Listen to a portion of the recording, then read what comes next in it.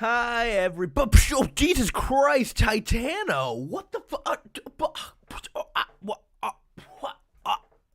Titan? I wasn't even here yet, Titano. What the? Dude, that is insane. Titano, that is so sick, dude. I really appreciate it, man. Oh, dude. That is, Titano, I love you so much, man. That is so crazy. Titano, I love you so much. Dude, thank you so much, dude. Thank you, bro. Titano, you're one of my favorites, man. You're one of my absolute favorites. Shalom, Minecraft enchantment table. Hi, everybody. Good to see ya. Good to see ya. Good to see ya. So, yeah, I won't beat around the bush. A lot of people have been asking where I've been. Let's just say, I've been a lot of places, man. I've been a lot of places. I've had a lot going on recently. And when I say that, what I'm referring to is I've been working on my Sean O'Malley versus Morab final breakdown. It's going to be a great video. Let me just tell you that right now. I've got a lot to say. I've done a really good job on it. But, of course, DraftKings wants to be difficult when it comes to letting me post the video. That's kind of what's the problem. That's what's the issue's been, pretty much. I was pretty sure I was going to get that video out today. But, of course, they asked me to make one little change. They wanted me to add a small disclaimer as I was talking about the offer that they're giving people right now. Just this one little change. And, I mean, it's so frustrating because, like, I wish they could just – because, again, they reviewed the entire ad, right? They have no problems other than this one little change. And it's like, can't you just look at it real quick and tell me, okay, good, post it? No, they have to put the video back in review, and the superiors need to look at it again. And it's just – it's annoying, but I think it should be out tomorrow. I hope, but I mean, worst comes to worst, it might be out Thursday, which sucks. But I mean, what are you gonna do? I can't complain that bad. They do pay me a lot of money, so I can't complain that bad. Yeah, Jim, that was terrible. The thing is, though, is like I wasn't as that was my first ever time doing an ad for them, so I didn't really know how it worked. So, you know, I had to make multiple changes throughout the week as they kept trying to shift things around. But again, it's just annoying because they ask for one small little change. And it's just like, can't you just now look at it real quick and give me the go ahead? But they have to put the video back in review. You know, I don't know, man. I don't know. But it's all right.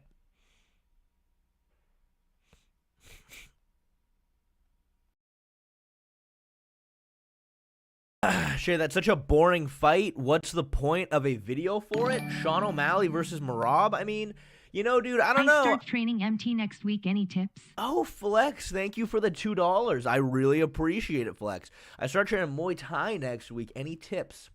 I mean, man, get ready to be, I mean, again, you know, the thing about Muay Thai these days is that there's a lot of different camps when it comes to Muay Thai training. Like, I don't know how traditional the gym you're going to be training at is, because like a lot of like new school Muay Thai camps, they mix a lot more like boxing and a lot more movement in with it, which I think is superior overall. But if you're training at a more so old school Muay Thai place, I would say get ready to get kicked in the leg a lot. Like, when you're just drilling, a lot of times you're just eating fucking leg kicks the whole time. But it really does condition you. I would say that's going to be the number one thing to be ready for. You should just switch to prize picks. I mean, you know, I don't know. I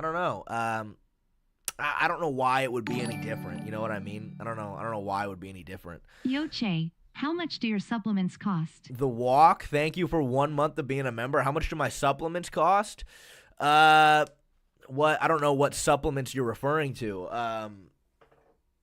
What supplements do I use? I take creatine. I buy from bulk supplements from Amazon. It's pretty cost effective. What else do I take? My steroids, I just get them from Mexico, which is pretty cheap. I'd say I'd probably drop like $50 a month on supplements. I would say, you know, nothing crazy. Nothing crazy. But yeah, I mean, look, I can't come. Oh, my camera's not even set up. I can't complain too bad. It's just like, I don't know. It's the corporate world. It's the corporate world, unfortunately. That's just how these companies are. There we go.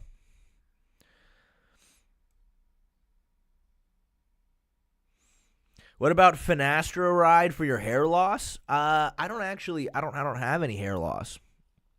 I don't have any hair loss.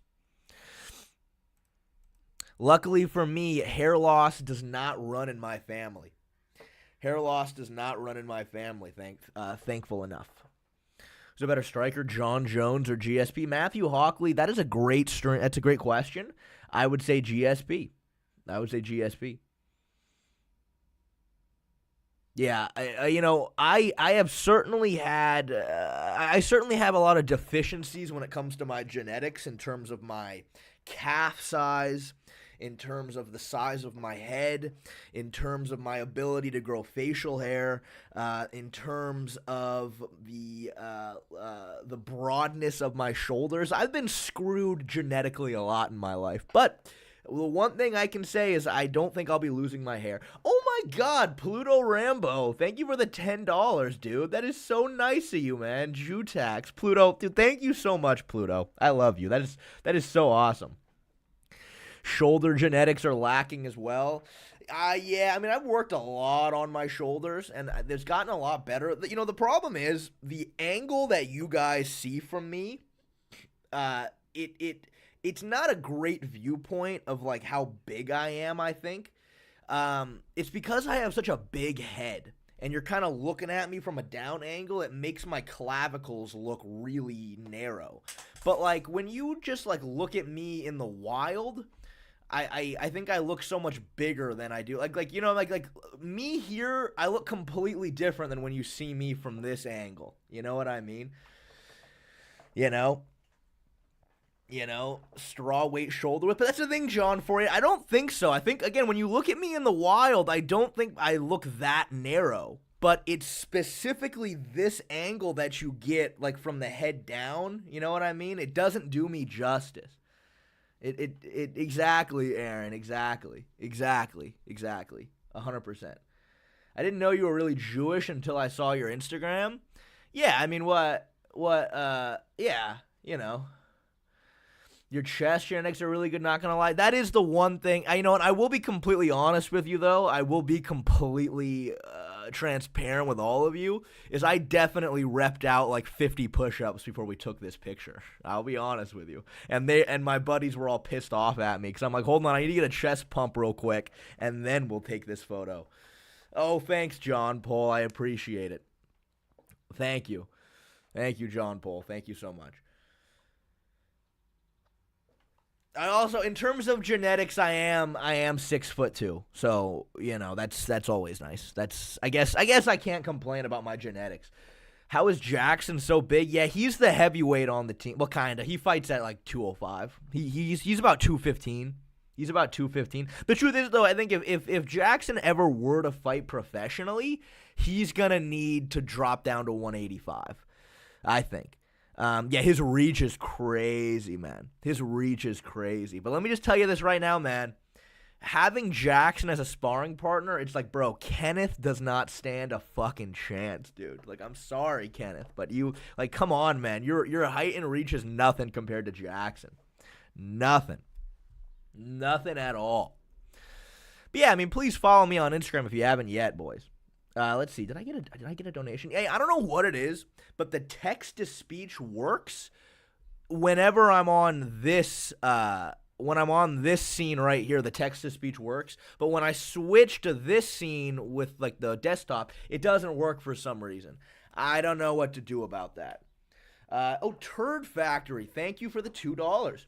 How do I know if my MMA gym is good or not? Well, I think there's a couple of things to look at.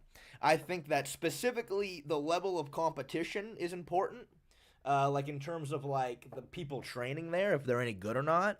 But I think too, like another thing, I think just like the kind of training that you do there is very important, and I think that just the vibe of the gym is very important. And I have a story to tell you myself. A big reason, a big reason why I quit fighting and gave up on my dreams of fighting professionally. Like this was a huge reason why was that I came from a very small gym. I came from a very small gym and it was good, but again, it wasn't like a proper MMA gym. So, it got to the point eventually I was like, all right, it's time to move on. I want to go to like a real legit gym. I don't want to name drop this place. But I ended up signing up at this gym that is historically a very like tip-top high-level gym. They had a bunch of UFC fighters. They used to have a bunch of UFC champions. And I hated it. It sucked. This gym was terrible. It was terrible. It was just like, it just felt so cold and non-inviting, and the training was not very good. It was just like really hard, brutal cardio every single day, and I was like, fucking, like, I hated it. And again, right, I've given a lot of reasons why I quit trying to fight professionally, but yeah, one big reason was like I was at this gym for like 4 or 5 months, and I was like, this sucks. I hate it here.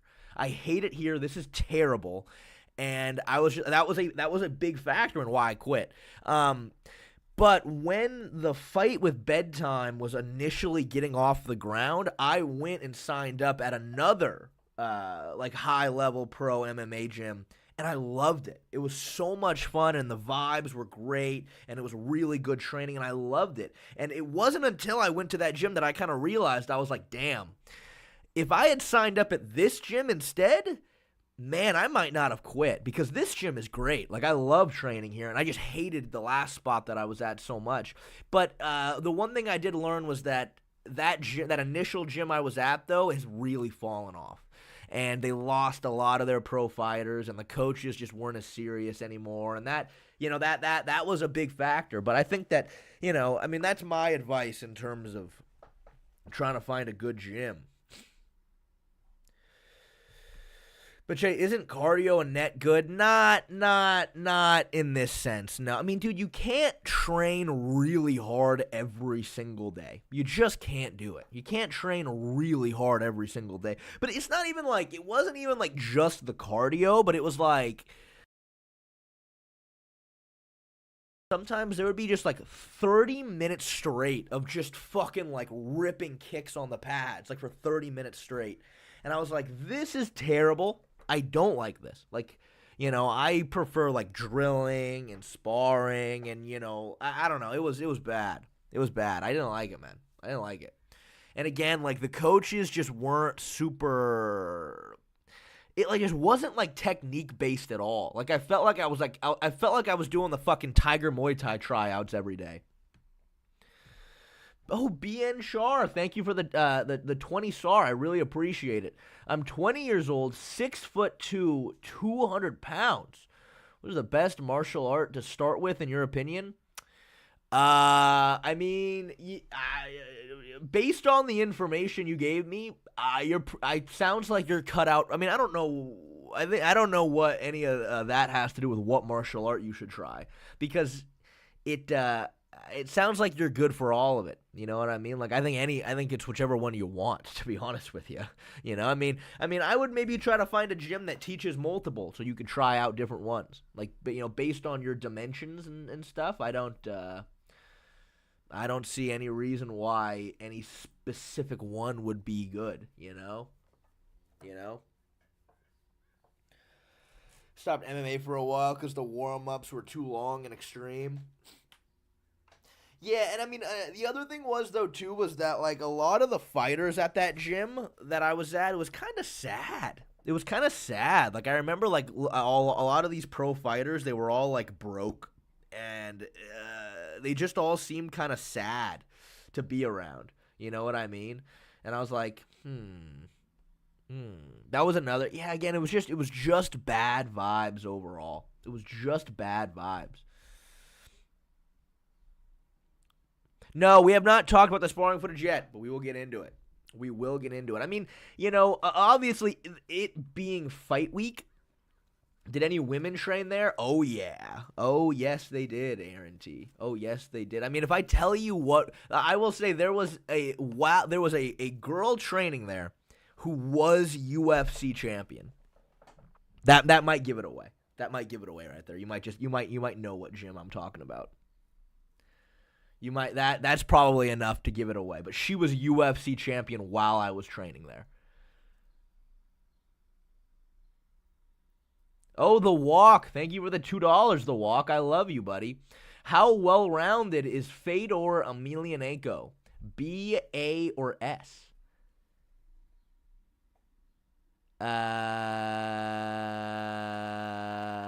Dude, I honestly, my knowledge about Fedor Emelianenko is not. I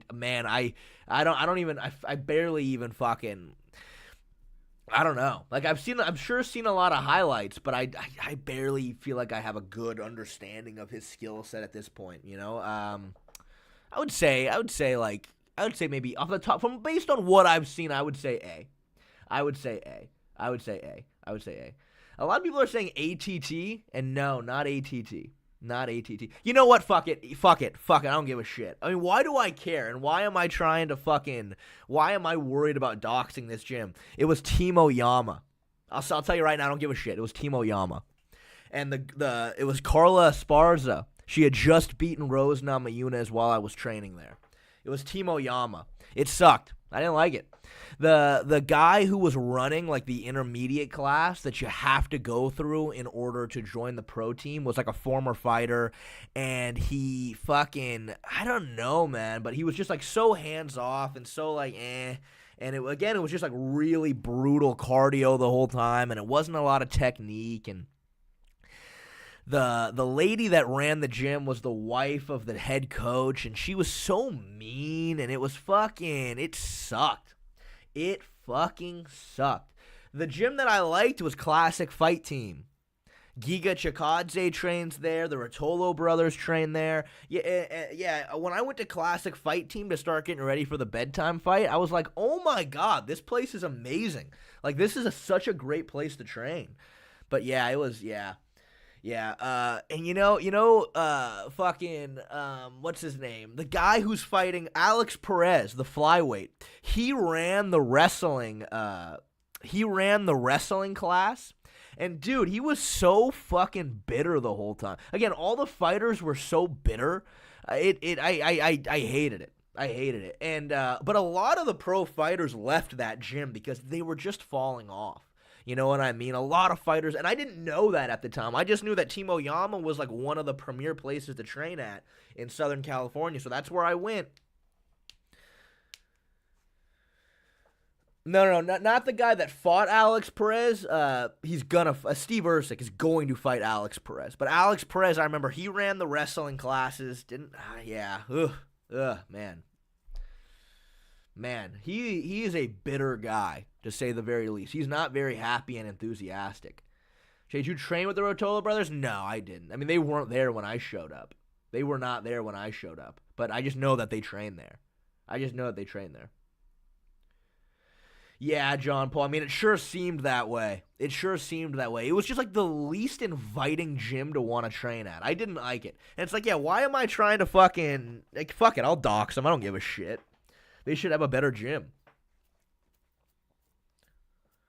I've trained with Shay before. He's legit. Ben5999, I think you're trolling. But, I mean, I don't know. Have you?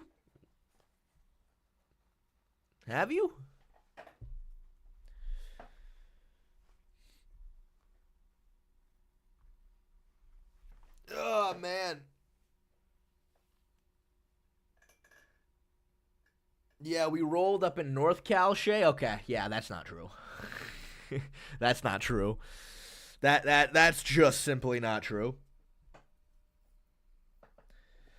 Yeah, I mean, I don't know. When I was training, it was probably like 3. I think it's about 3 years ago. I think I was training at Timo Yama. About 3 years ago. So it's been a while. It's the highest level BJJ guy you've ever rolled with. What do you think about King's MMA? I've been to King's MMA a few times. It's good. Yeah, King's is good. I like King's. I liked King's when I was there. I went to I went to a Benil Dariush seminar at King's MMA actually. I went to a Benil Dariush seminar. And I remember he was showing a move, and this is when he was supposed to fight Islam. And I remember asking him like, "Oh, are you gonna use?" It was like from half guard, and it was like a knee lever to get in on a leg lock. And I was like, "Are you gonna use this shit against Islam?" And he just like didn't laugh. He was just like, and walked away. I was like, "Ooh, ugh, ugh." All right, sorry, Benil. My bad, man.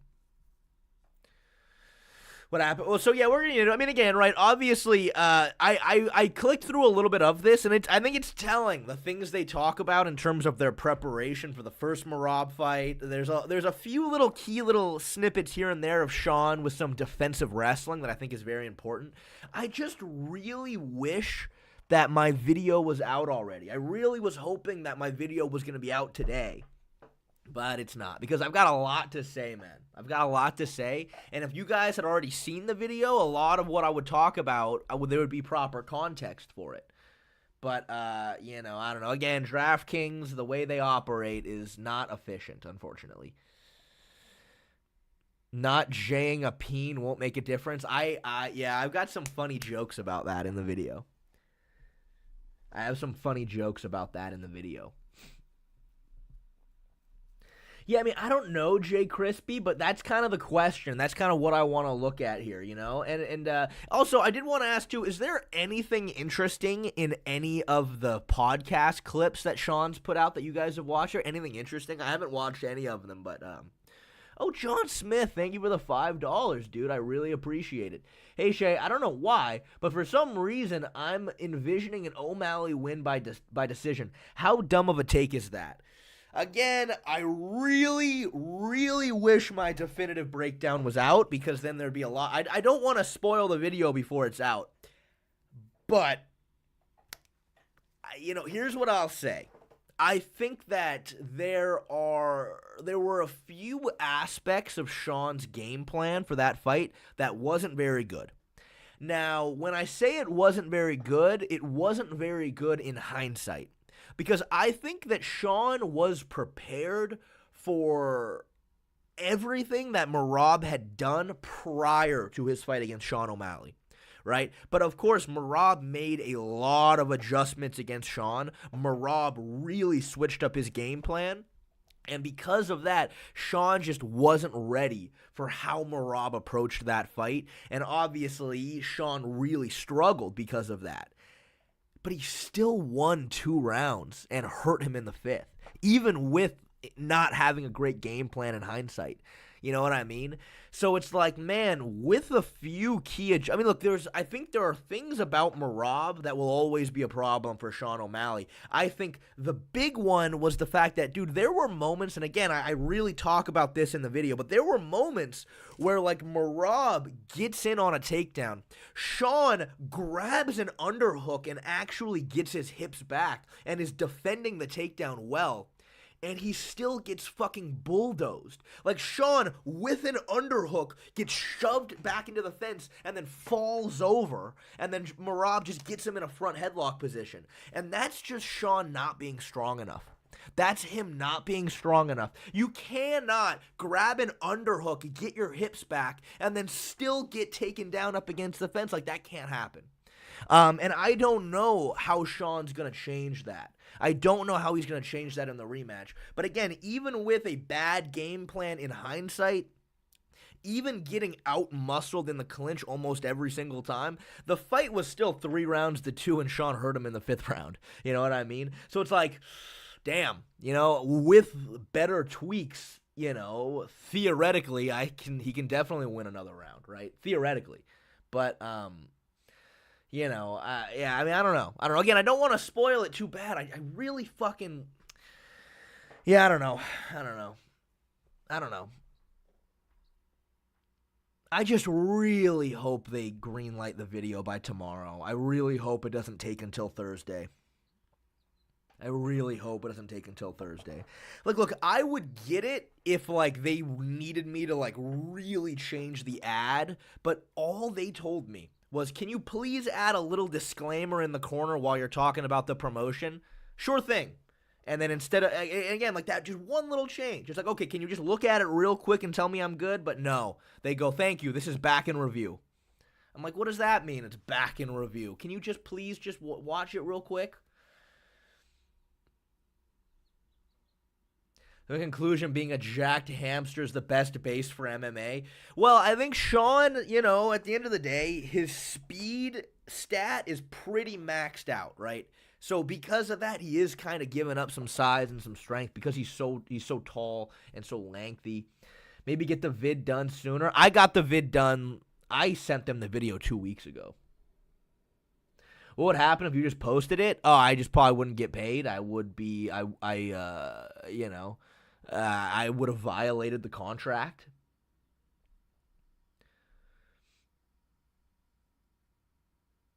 So I will not be doing that. Have you ever picked Morab to win? I mean, Laglager, I really think that, again, for the Umar fight, I definitely didn't necessarily, I don't know. I didn't necessarily pick him to win in the Umar fight, but like I definitely knew he could, and I definitely knew he had particular advantages. You know what I mean? But it's kind of the same thing for this fight. You know what I mean? Like I think that there are a lot of things that Sean can do to be much better prepared for the kind of skill set that Morab has, and exactly now we know how Morab is going to approach the fight against Sean. We know what he's going to try to do, and I think there are certain game plan things that Sean can do to do a lot better, but I also think there are certain hurdles that I don't think Sean will ever be able to get over with Morab. It just comes down to game plan and execution. You know what I mean? It 100% comes down to game planning and who can actually execute better on the day,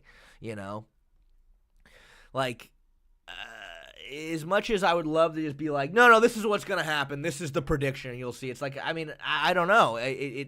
Who's going to execute their skill set better? You know what I mean?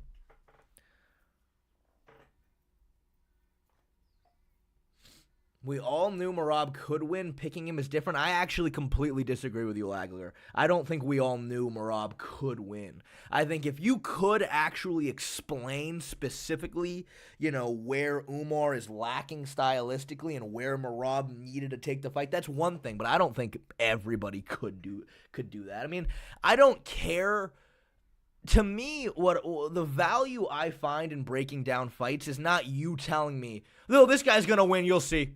And that's it. It's like, no, explain to me, like, why? Actually break it down stylistically. What skill set does he have and what weaknesses does this guy have? And explain how that correlates and explain why he's going to win based on, like, actual reasoning and evidence. You just saying, like, oh, this guy's going to win because he's better takedown defense and he shoots. I'm like, that's irrelevant to me. Like, that doesn't mean anything. You know what I mean? It doesn't mean anything. Don't be such a nerd. Sam, oh, dude, that's like the staple of my channel is me being a fucking nerd about this shit. Like, you might, like, dude, what are you talking about? Like, that's my MO. That's my MO. It's like I'm a nerd when it comes. Yeah, I mean, Dr. Poole, I think that, again, I think Umar certainly, I feel like Umar did overall kind of shit the bed against Morab a little bit in terms of not using his skill set very well. Though at the end of the day, I think in hindsight, the difference was, right, because we're coming off the Sean O'Malley fight where we learned that Morab.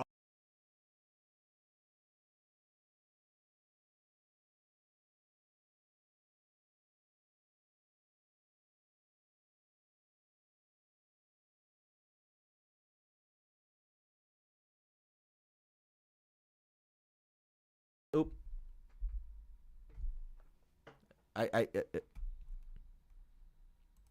Hello? Hello? Hello? Is it better? Is it better? It says it's working. It says it's working. Okay. All right. Okay. We're good? We're good? Okay. What the fuck was I saying? So we're coming off the Sean O'Malley fight where we learned that Morab just cannot defend teeps, right? Like every single time Sean threw a teep, he was just tucking his elbows and it was getting him in the midsection every time. The problem is Sean just didn't really throw any until the 5th round. You look at Umar, who has really good teeps down the middle, really good question mark kicks, really good high kicks, and it's like, well, you got a pretty good game plan here. Stay on the outside, teep the midsection, threaten question mark kicks. Umar did land one really clean head kick in that fight, but he just didn't target it at all, right? But in hindsight, I think the difference between Umar and Sean was the fact that Sean's teeps are so snappy. Like he snaps them and whips them at you, and that's what makes it really difficult to deal with. But Umar's teeps are push kicks. So it's different. He doesn't teep the same way that Sean teeps. And, I mean, again, in hindsight, if I was working with Umar, we would just be working on kind of getting him a bit. I mean, I think he's very capable of kind of changing his style a little bit to snap him a little bit more. And that's just going to make the head kicks and the question mark kicks that much harder to deal with. But he just didn't target it at all. And I think the reason he probably didn't target it was because, again, he throws it more like a push kick while Sean stabs it. So I think that's probably why he didn't utilize them more. But then, you know, so then what ended up happening was just Morab, knowing that Umar doesn't have a tremendous amount of power, just really got into his face. Really, he stuffed the kicks of Umar. He completely stuffed them, which I think is exactly what Morab needed to do to win. So, you know, I think it almost more so came down to Morab doing a better job executing his game plan over Umar's, to be fair, you know? Because most of the time when Umar was trying to kick, he couldn't do it because Morab was stuffing him, you know? I think Golb 180, I think that, again, right, and this is something I do talk about in my videos, that there is like this classic kind of, oh, don't throw kicks against a wrestler, you're going to get taken down. The truth is, don't throw kicks against a wrestler if you suck at kicking. You know what I mean? Like, that is just an aspect of being a high-level striker is, can you hide the kicks? Can you set them up in a way where the wrestler's not going to see them coming? You know what I mean?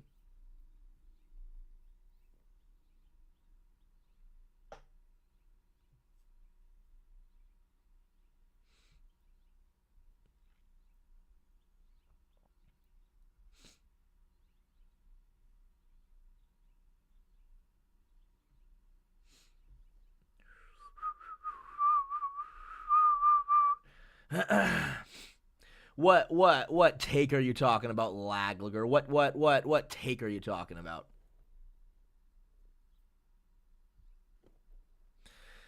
Minecraft enchantment table, that is literally what Minecraft enchantment table says. Shay, if you remember before the fight, I told you that Umar doesn't have the power to stop Morab from getting in his face constantly and he'll eventually gas.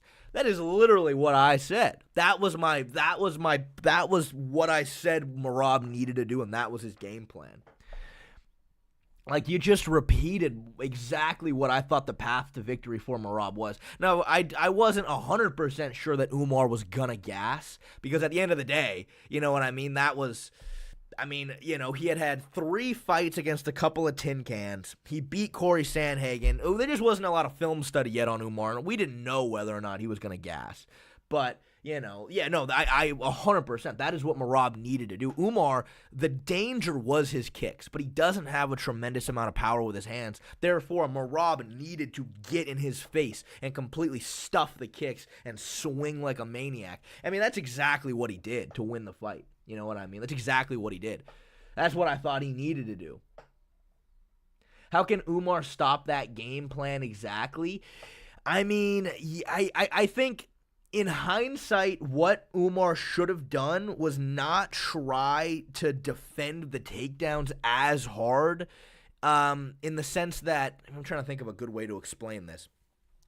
Umar was defending Morab's takedowns like it was a freestyle wrestling match. And Umar was like desperate to not allow Morab to score points on him. But the truth is, in MMA, it's like it doesn't really matter if you give up your back standing. You know what I mean? Like when Morab would shoot, you'd see it. Umar would grab an underhook, and you see Umar like gritting his teeth as hard as he can and trying to get the lock up and trying to fucking fight every takedown tooth and nail. I'm like, you know, again, in a freestyle wrestling match, you have to do that because if you get taken down or they get to your back, that's 2 points. But in MMA, you don't have to worry about that as much. Just honestly, turn your back to Morab. He's not gonna jump on your back with a body triangle and just fight the hands. Kind of like how Corey Sandhagen would do it a little bit. Now, look, if you're fighting Aljamain Sterling. That's not a good idea. And that's actually why Corey Sandhagen got finished in that fight, was because he gave up his back to fight the hands, and unfortunately, Aljamain Sterling's one of the best back takers in the sport, jumped on his back. But against Morab, again, don't fight tooth or nail. And the thing is, Khabib kept telling Umar to do that, though, in the camp. He kept telling him. Throughout every single corner break, he goes, fight every single takedown like your fucking life depends on it. And I'm like, that is what was gassing you out so bad. You know what I mean? That is what was fucking him so bad, you know?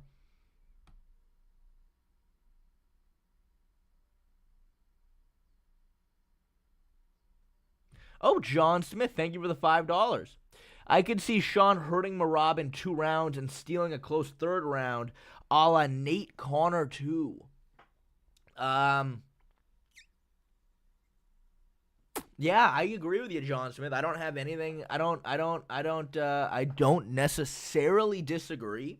I don't necessarily disagree in that being a possibility for sure. Definitely.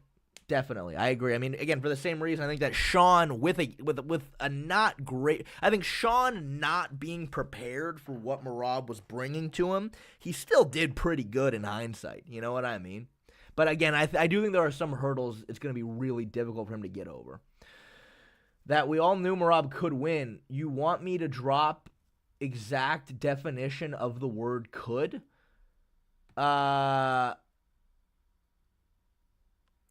I don't know, man. I don't know what you mean. I don't know what you mean by that. I really don't know what you mean by that, Lagluger. I don't know what you mean by that. William Joseph, thank you for the $2. Matza Fun, thank you, William Joseph. I greatly appreciate it.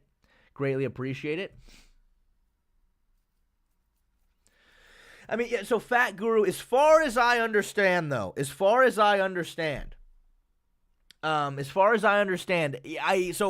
there was a mistaken translation where Khabib was telling him to wrestle, and then Umar went out there and kept trying to shoot takedowns on Morab, and it wasn't working. But the translation error was that he specifically was saying to fight the takedowns, but not necessarily to wrestle offensively. I still think that wasn't a good idea to try to fight the takedowns the way that he was doing. But again, right, it's just like the Dagestanis. They're not used to the kind of style that Morab has. You know what I mean?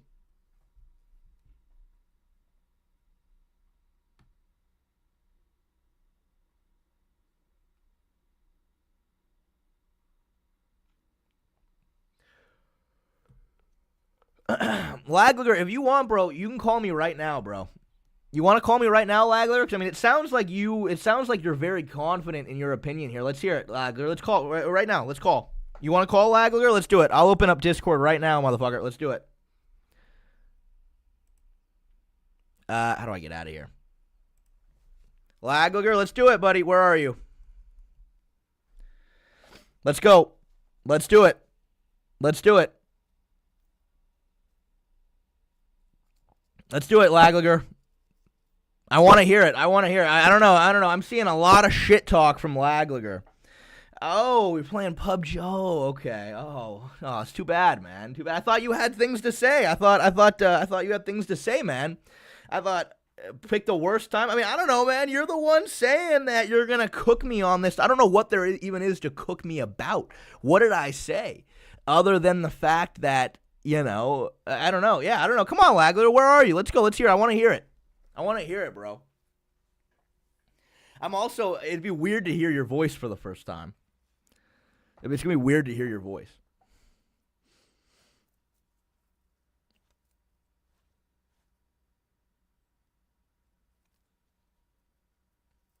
All right, Lagler. We'll wait. The walk. Thank you for the $2. Play the vid already. Also, draw a star on your face. Okay, man. Look, look. I am a much more expensive date than I used to be. $2, you get one request. All right, it was play the video, and no, for $2, I'm not doing two things like that. All right, you're gonna have to split that up. I'm not a cheap date anymore. I am not a cheap date anymore. I'm not a cheap date, man. I'm sorry.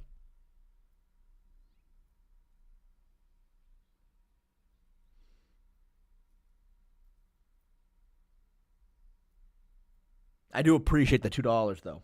All right, Laglager, I'm waiting. We will walk. I'm giving Laglager a sec. He said just wait just a minute.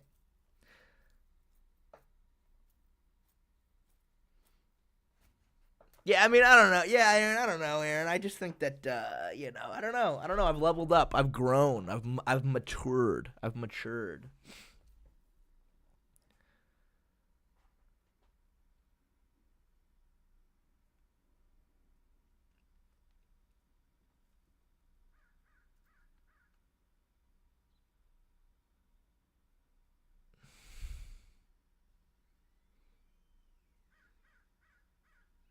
I didn't know anybody played PUBG anymore, to be honest with you. I haven't heard that game in a long time.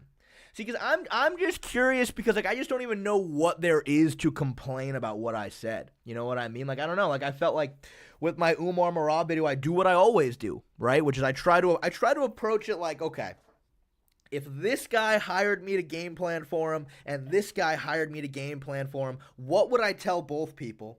You know, where do I think this guy has advantages? Where do I think this guy has advantages? Where does this guy need to take the fight? Where does this guy need to take the fight? And I don't know. I felt like I broke it down well. I thought Umar was going to win based on a number of things. I don't think he fully capitalized on a lot of his skill set necessarily. I thought that Morab could win if he did a certain number of things that he did do in the fight. And apparently Laglager says that's blasphemy. He says that is blasphemy. If I was in his corner, he'd win. I mean, I don't know if that's what I'm saying, Tyler. I'm just saying I did my best. I'm just saying like I tried. I'm not saying that he would have won. I'm just saying I tried. But apparently I said something blasphemous. Oh, here we go. Looky who it is. It's Laglager.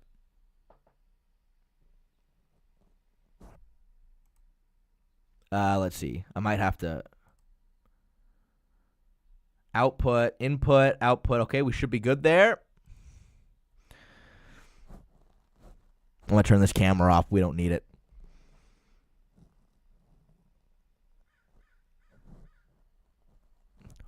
No, I cannot hear you, Laglager. I cannot hear you.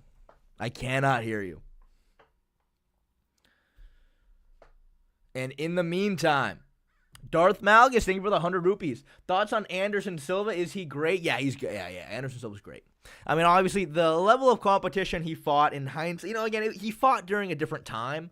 But I think that when you go back and watch, like, prime Anderson Silva, it's kind of scary how sharp of a striker he was. He was fucking fast and accurate. Like, Anderson Silva was good. Anderson Silva was fucking good, and he was scary. Oh, there we go. I hear you now. I hear you. Oh, now you're muted.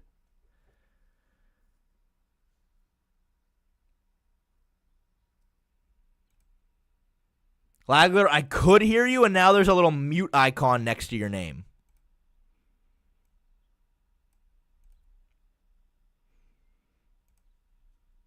This mute icon was not there a second ago. And now this mute icon is here.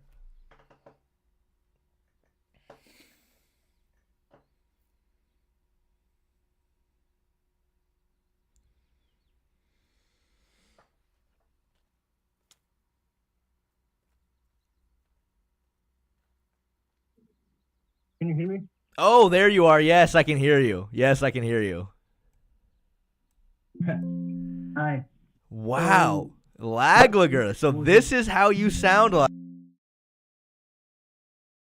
I like it. So my take was that, well, I told you Uh-huh. that everyone knew that Merab could win. So the fact that you say that Merab could win doesn't really mean that you picked him. So those two things are the same.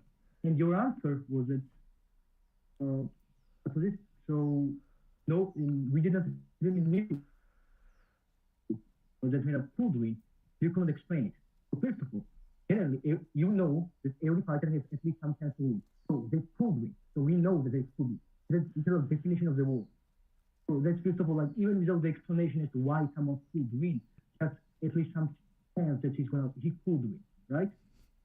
Okay, Lagler, let me just intercept real quick. For one, I didn't realize how intimidating it was gonna be to listen to you talk because you sound like a Dagestani dude, and it's fucking intimidating.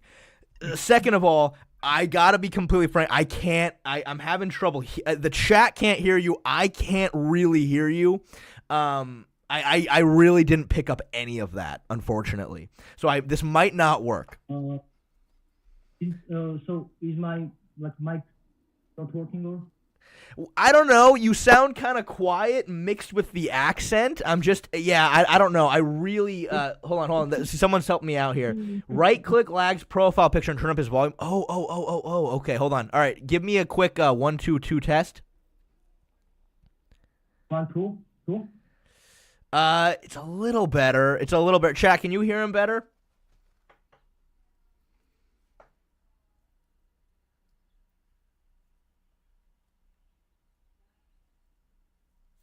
People are saying it's still low. It's better. No. A little bit better. No. All right, Lago, just give it to me again. Let me see if I can hear you better this time.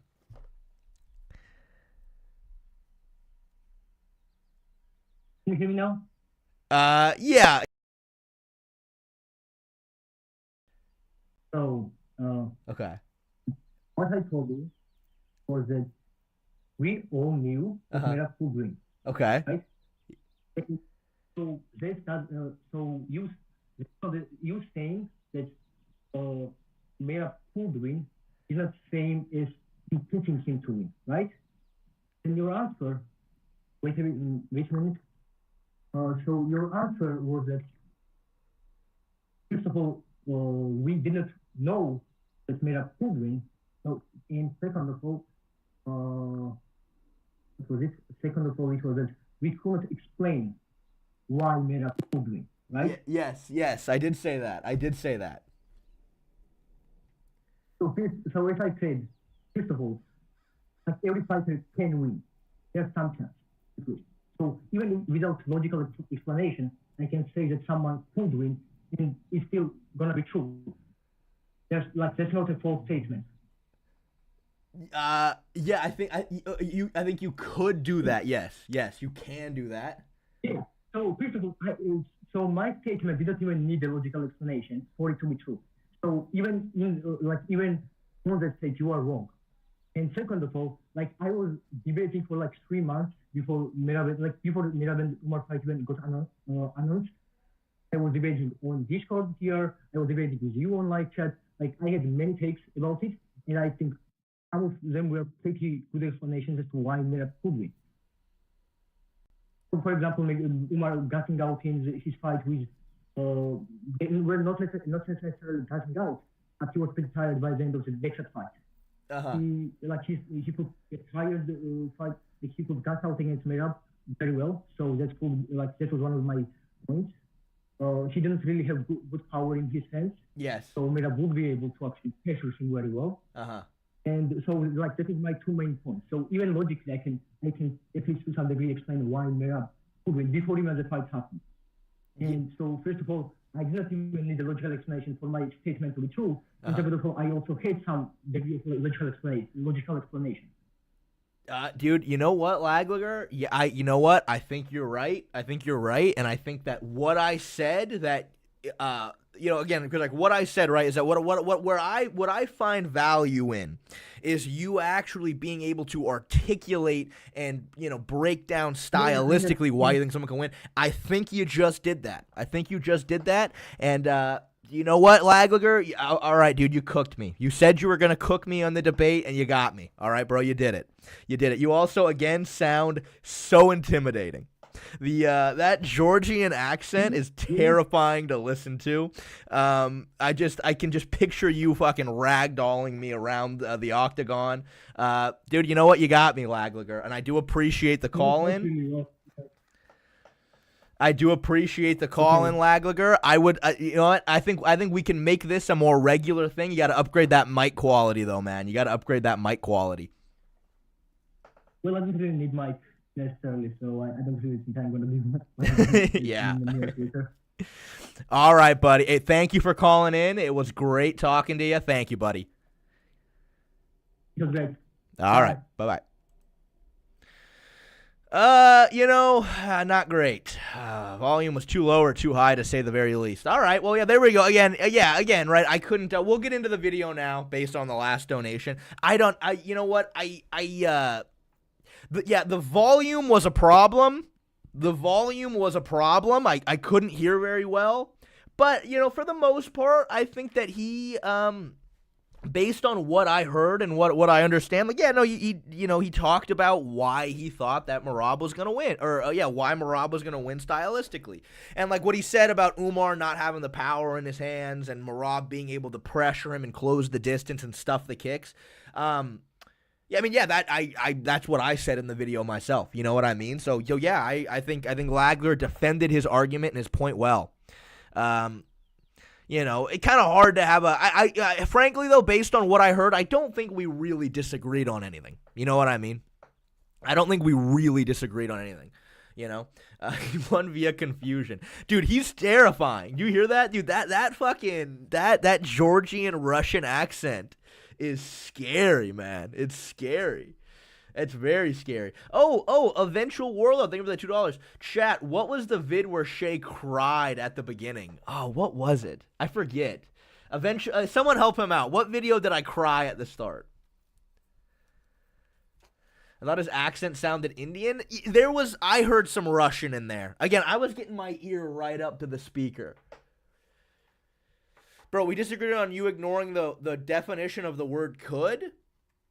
Well, I mean, look, I don't know, Laglager. I just think that, again, right, what I said was that what I value is your ability to actually articulate stylistically why you think someone's going to win, rather than just saying this guy's going to win. You know what I mean? And I think you did that based on that phone call, right? I think you did that. I mean, again, I really struggled hearing you, but I got a lot of it, I think. And I think you did I think you explained why you thought Morab was going to win, and I agreed. I agreed with you there. Guys, what video did I cry? Someone help him out. Well, let me see. What video did I cry? No. Was it?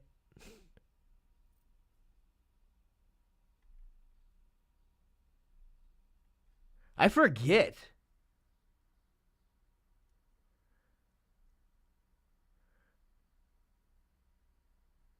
That doesn't really counter my argument. Oh, I'm not trying to counter your argument, Laglager. I'm saying that, I think you did good. I know, I'm saying, I don't think there is a counter. I don't disagree with you. I think the people I was referring to, I don't think that's you. I think you had your reasonings to think why Morab was going to win, and I respect it. This one? Let me see. We're living in a world where Magomed Ankalaev defeated Alex Pereira prior to the fight. That was my nightmare scenario. No, this one? However, I think... So, Magomed Ankalaev has... It's this one. Magomed Ankalaev has defeated Alex Pereira and is now the... This was real, by the way. This vomit was real. Listen to this vomit. I almost threw up. I swear to God, I really did fucking vomit a little bit. I swear to God, I really did vomit a little bit. And I'm also pissed. I lost my Aura ring. I don't know what happened to it. I lost my fucking Aura ring. That shit was $400. I don't know what I did with it. Got to attach a string to it next time. Okay, all right. Sorry. Finally, let's get into this shit. Again, I watched a little bit of it, and I think that there's definitely some interesting little aspects here. I think there's definitely there's some interesting aspects here. Let me just go. You know what? I hate to do this to you guys, but I really got to go to the bathroom. Hey, Carlos Eduardo, entertain the chat for a split second. I'm gonna sprint back. I'll be right back.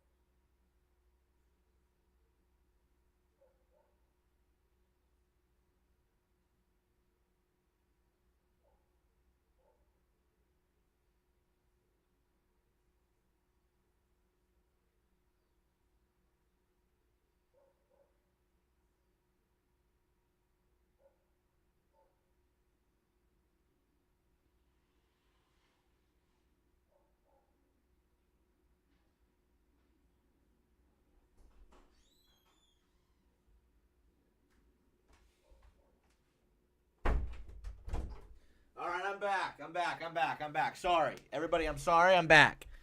I'm back. Sorry. All right, we're ready now. Oh my God, Eventual Warlord. Thank you for the $2. Laglager, do not redeem. See, I don't think that Laglager sounded Indian. That's not. I mean, I don't know. Maybe the audio, I imagine, was probably worse for you guys. But I didn't get Indian. I heard fucking Dagestan. He sounded Dagestani to me. Which, I mean, Laglager, you're right. Like, isn't Dagestan really close to where Georgia, right? I disagree, Laglager. I was immediately intimidated when I heard you talking. Like, I was scared. You know what I mean? Like, as an American, like that fucking like thick Eastern European accent is so scary.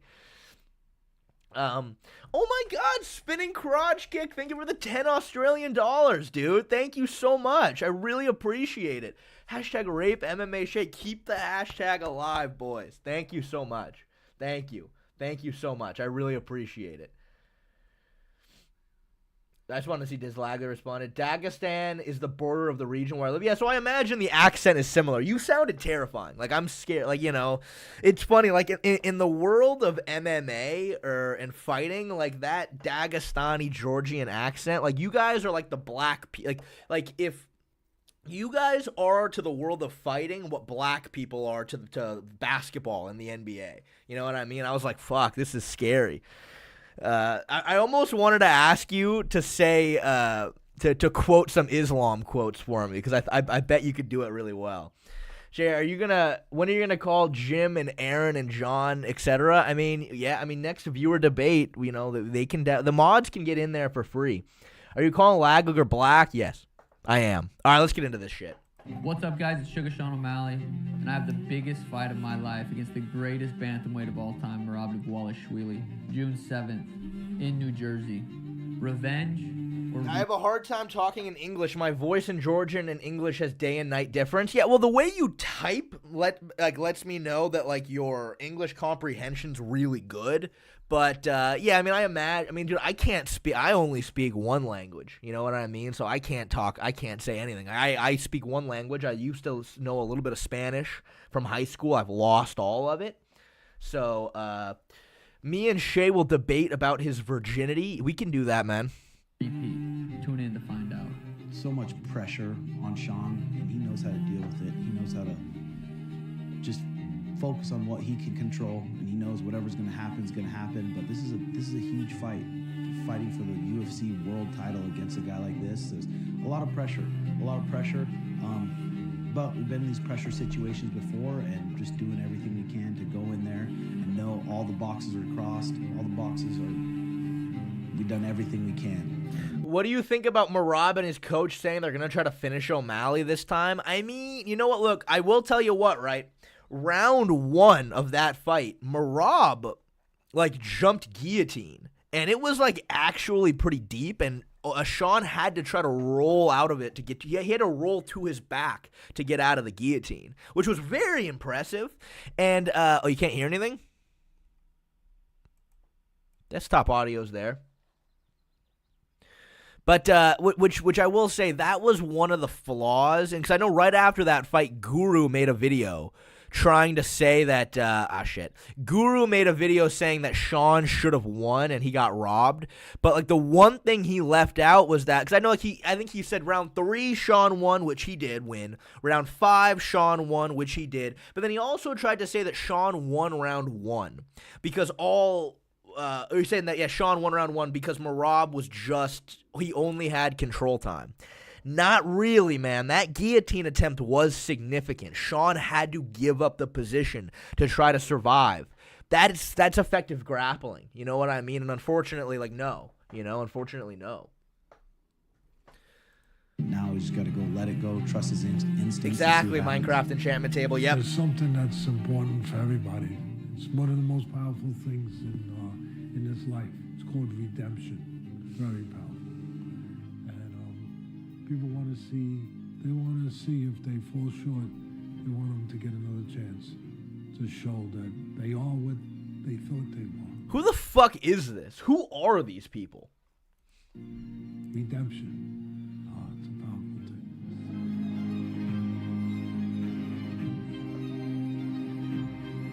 Who is Minecraft enchantment table? He's the moderator with the Minecraft enchantment table letters for his name. Is that Teddy Atlas? It was, wasn't it? Okay, it was Teddy Atlas. Yeah, no, I know I've seen him before. I just didn't.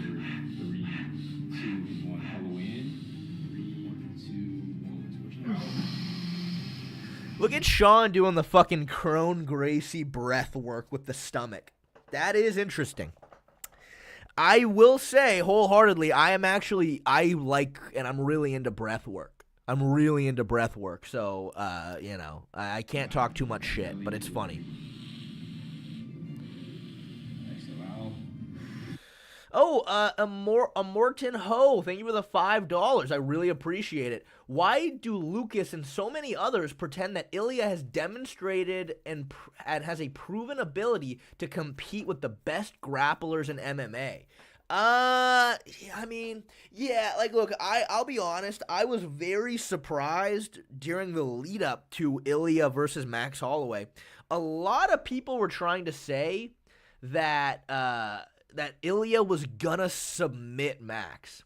And I remember just thinking to myself, like, yeah, he might, but you're just saying that. You know what I mean? Like, I don't think Ilya has shown at a UFC level to have a super high proficiency in finding submissions. Like, obviously, Bryce Mitchell, he beat the fuck out of on the feet first and then found the arm triangle, right? So I'm like, it's possible, but you're kind of just saying that. You know what I mean? You're just saying that. Like, we've never seen Max Holloway really, apart from, like, his second fight ever in the UFC against Dustin Poirier. You know what I mean? It's like, other than that, we've never seen Max Holloway put into a position like that. You're just saying that, pretty much. However, I do think Ilya's a very good grappler. I think he's a very good grappler. I think that, the only times we've seen him try to be very submission heavy, obviously, was the Yusuf Zalal fight, which he looked very good there, but Yusuf Zalal's submission defense also looked really good. I don't know. Is it possible he submits Charles Oliveira? It's gonna come from him hurting Charles first. Like, theoretically. If he rocks Charles and Charles is, like, out, you know what I mean?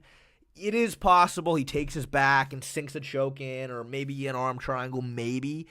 But, like, yeah, I think Ilya's a very good grappler, very high level, but, like,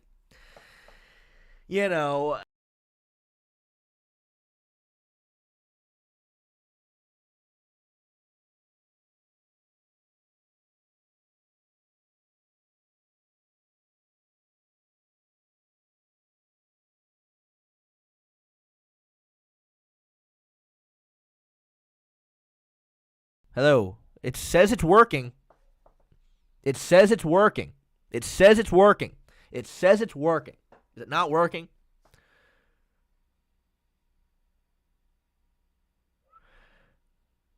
Well, I didn't even do anything. I didn't change anything. It immediately shows that it's working. But fair enough. Shea Oliveira collab. A boy can dream, can't he? A boy can dream. Yeah, I mean, look, honestly, the Lord of Gaming, I think that Ilya might have, I mean, it depends what kind of submission, but I think that, I think Ilya might have slightly better submissions than Islam overall. I mean, it depends. I think Islam's Darce is probably way better than Ilya's Darce. But I think that, Ilya's more of, a pure jiu-jitsu guy in his ability to jump on submissions, you know? He's a very high-level grappler. He has a very good double leg. But, at the end of the day, right, at the tip-top highest level of the UFC, again, Max Holloway is elite at getting back to his feet. Max Holloway is ridiculously hard to hold down. And, Ilya wasn't able to do that. Ilya wasn't able to hold Max down. Max got right back up. Ilya's wrestling's better than his jiu-jitsu. I mean, maybe. I don't know. It's tough to say. I mean, it's difficult to be definitive about it because he just doesn't really look to do that much in the UFC for the most part. But I think when I went back to watch the Yusuf Zalal fight, it was just the way that Ilya was transitioning and chaining the submission abilities together is that I was like, damn, that's really good. And I was honestly really impressed by Yusuf Zalal, who, here's what I would say. I think that Islam Makhachev, his control and his top pressure is what makes him elite. And I think, he does a very good job at, I would say, forcing guys into bad positions on the ground, which opens up his submission ability. But I think that when I watch Ilya grapple, specifically in the Yusuf Zalal fight, it was the chaining of the submissions together to achieve different positions, I think kind of shows a little bit more of a pure jiu-jitsu background. A little bit more. A little bit more. But again, yeah, I don't the notion that he's going to go out there and submit Oliveira, it's he's going to have to really hurt him first. Legacy is the story, right? Legacy is the story that you tell your kids. Legacy is the story that gets told about you long after you're gone off the planet. And I think for Sean, a big chunk of his legacy would be defined by being able to win the rematch against Morab really, because that is Did they just hit up Laura Sanko and we're like, hey, we're shooting a little mini documentary. Can we interview you? I mean, they're sure going all out for this, aren't they? They're sure going all out for this, aren't they? Islam has better arm triangle, Kimura, armbar, Darce, better back takes, transitioning and subbed 5 BJJ black belts. How about Ilya?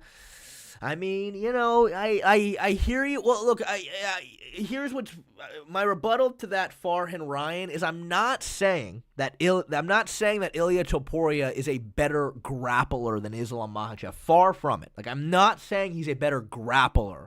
I'm trying to split the individual martial arts together. Again, I think you can argue it back and forth. I just think that when I watch Ilya grapple and transition through different subs, and based on the research I've done, it seems like his pure jiu-jitsu is a little bit better. His pure submission ability is a little bit better than Islam, where obviously Islam has way better top control, way better in the clinch. I think the big one's the top control. I think Islam's pressure from on top is pretty otherworldly. So I would never say Ilya's a better grappler. I was saying specifically with the pure jiu-jitsu and the submissions. But I think you can go back and forth with it. I think you can argue either way. I don't think there's a specific answer. Stylistic matchup that presents itself in this division for Sean and really about anybody else. So if Sean can go out there, be healthy, and showcase what a sniper he can be, that's gonna be a big chapter in the story. I don't think it'll be the last chapter, and there might be some pretty big chapters to follow that as well. But certainly at this point in time, that is the mountain that Sean needs to climb.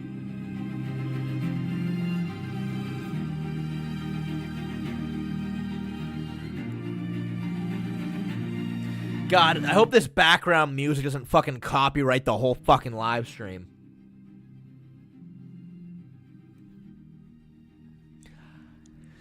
Yeah, I mean, look, I don't know, dude. I think that, to say that Islam has submitted a bunch of black belts, to me, just doesn't really mean that much. I mean, I don't know. I think that I mean, like Dustin Poirier, calling him a black belt to me is pretty fucking useless. But I mean, I don't know. Like, I'm not in any kind of valiant disagreement. You know what I mean? I don't know. Oh, Darth Malgus, thank you for the 100 rupees. Do you think Charles' tie clinch can be an advantage? I mean, maybe, but I'm very worried because the thing is, Ilya's power is otherworldly.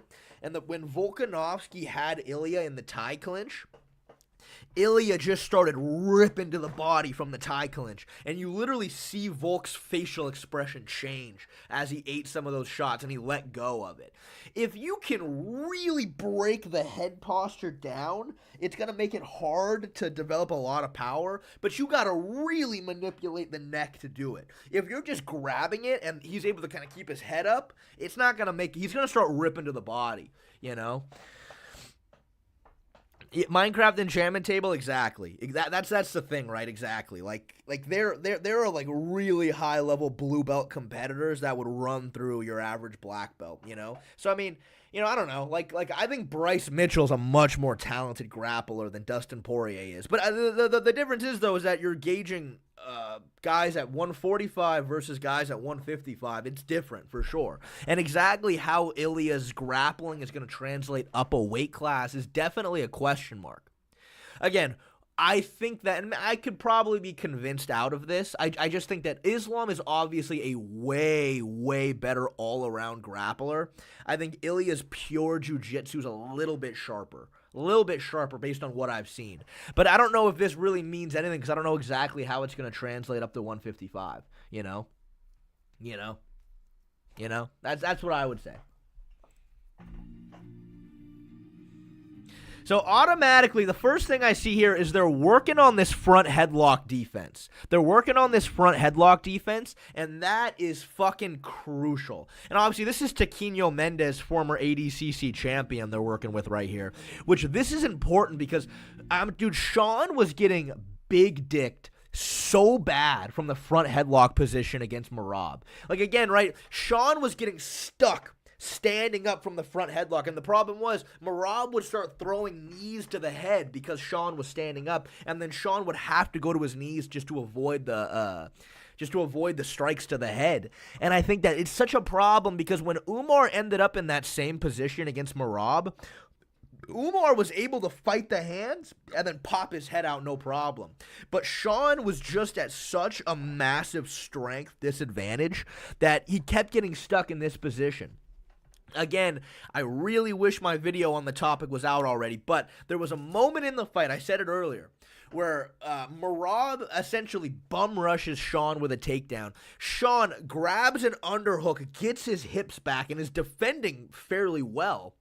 But Sean gets fucking bulldozed, even though he was defending well. Gets ran to the fence and then falls over. He literally falls.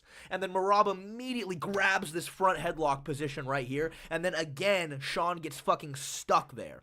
He was just getting out-strengthed. And I think obviously there's very specifically trying to work on this front headlock position purely because of that problem. And, they're doing it with somebody who... They're working with the right guy for the job, clearly. But I just don't know how much stronger Sean's going to be in this fight, because even Umar was getting out-strengthed by Morab pretty significantly, So, I mean, I don't know, but it's interesting to see them work in this position. Oh, Carlos Eduardo, thank you for the $5 Russian dollars, I think that is. Shit, what are your thoughts if Armin was the one fighting Ilya instead of Charles? They have the same size, but Armin just looks way thicker.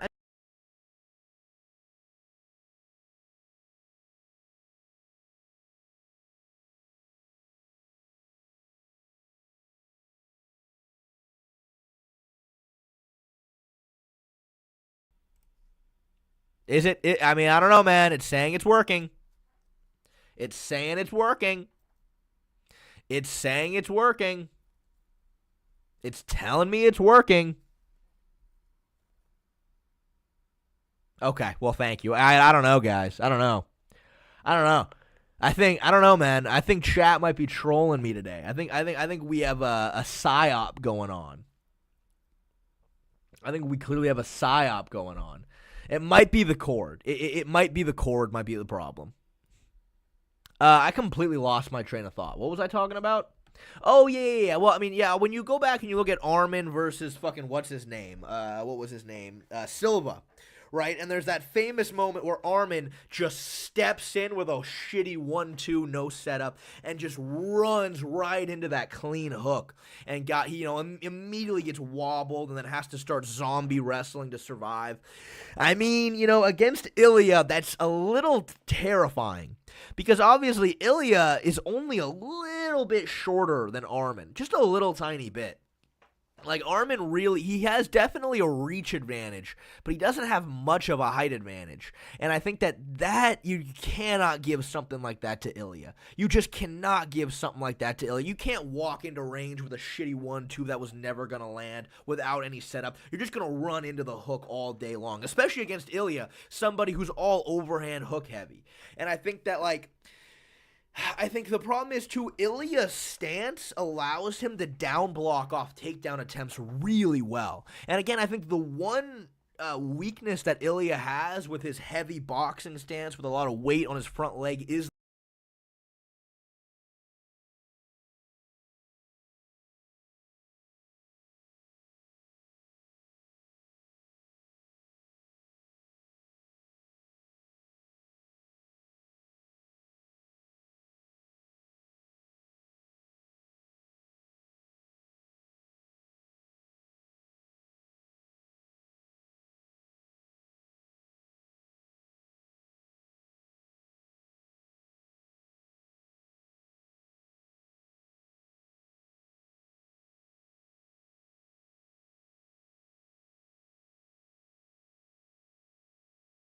Hello? Oh, okay. Yeah, no, it wasn't working. It wasn't going. That's poor. Okay, so we do have a problem here, don't we? We do have a problem here, clearly. We have a problem here, boys and girls. Okay, fuck. I officially, I'll try to fix it.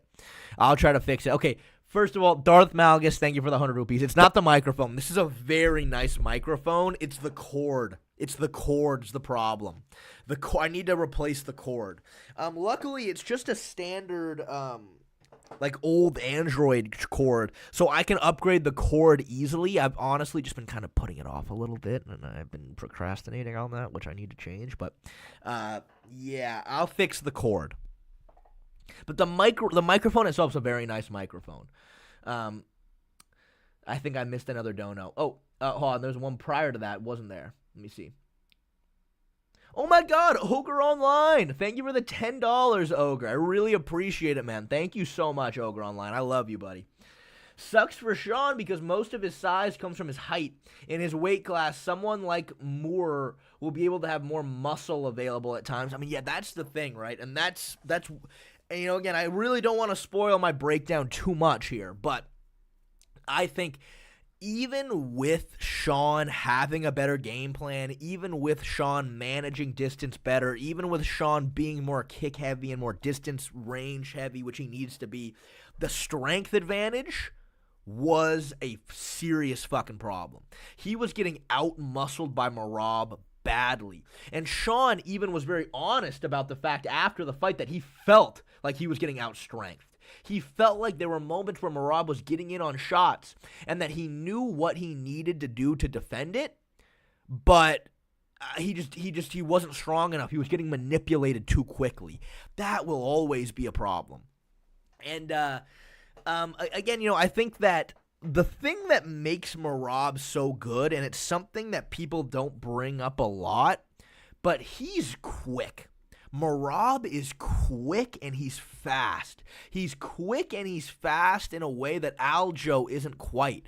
Aljo obviously is a much more dangerous grappler when it comes to finishing you, but Morab's fast. And there were moments where Morab would flash a 2 and then Sean completely bites on the feint and then Morab would just beat him to the hips because he's fast and he's quick. And that's a problem. And I think to have that speed and quickness off the shots, to have that strength advantage that he does, to kind of just ragdoll Sean every single time they get in on the clinch, that's a problem. You know what I mean? That's a real issue. Again, right, I really think that there are things Sean can do to make the fight a lot closer. And the fight already was 3-2 even prior to that. So, I don't know, man. I think there's some interesting back and forths. I'm excited to talk about all of this in my video that's done, that is being held hostage right now. I'm excited to break down all of this. Uncle Lenzo ACF, thank you for the £2.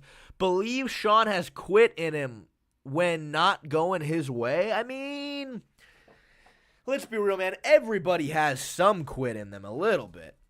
But, again, he won the 5th round against Morab. You know what I mean? He won the 5th round. So, I mean, I don't know, man. I don't know. But I hear you. He definitely did look a little disheartened at times against Morab in the last fight for sure. Let's see. Is there another dono? Oh, James712, thank you for the £2. I rewatched DDP versus Brunson. I am now scared for DDP. Yeah, I mean, look, dude. Look, I think that Derek Brunson is a very technical wrestler. Like, he just is. No matter what you want to say, he's a very technical, traditional wrestler. And, there were moments for sure where DDP was shooting from on his knees and Brunson just fucking pancaked him.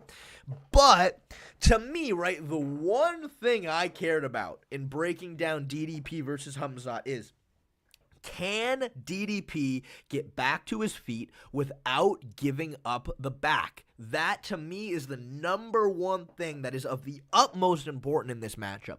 Can you get up without giving up your back? That's kind of the problem. If you get taken down, you have to turtle. It's the only way to stand back up. The problem is, if you turtle, you're giving up your back. Hamzat Chimaev is deadly on his back. When he's on your back. But the one way to 100% kill any sort of back take attempt is shooting the underhook as you get back up. That is the number one thing to do, and he did that against Derek Brunson. He absolutely did. He did that against Robert Whittaker. He did that against Brunson. Watch, every single time he tried to stand back up against Derek Brunson, he was using the underhook. The underhook will always win when you're getting back up to your feet. Now, the underhook theoretically leaves you open for the darce. That's a whole nother can of worms. But as long as you maintain the underhook strong enough, it leaves space here. To get finished by the darce choke, you need to avoid this. When somebody wraps your neck up like this with the darce, that's when you're fucked. But if DDP can just maintain the space there, I think he should be good on that front. So, that's what I gotta say about that. All right, anyway.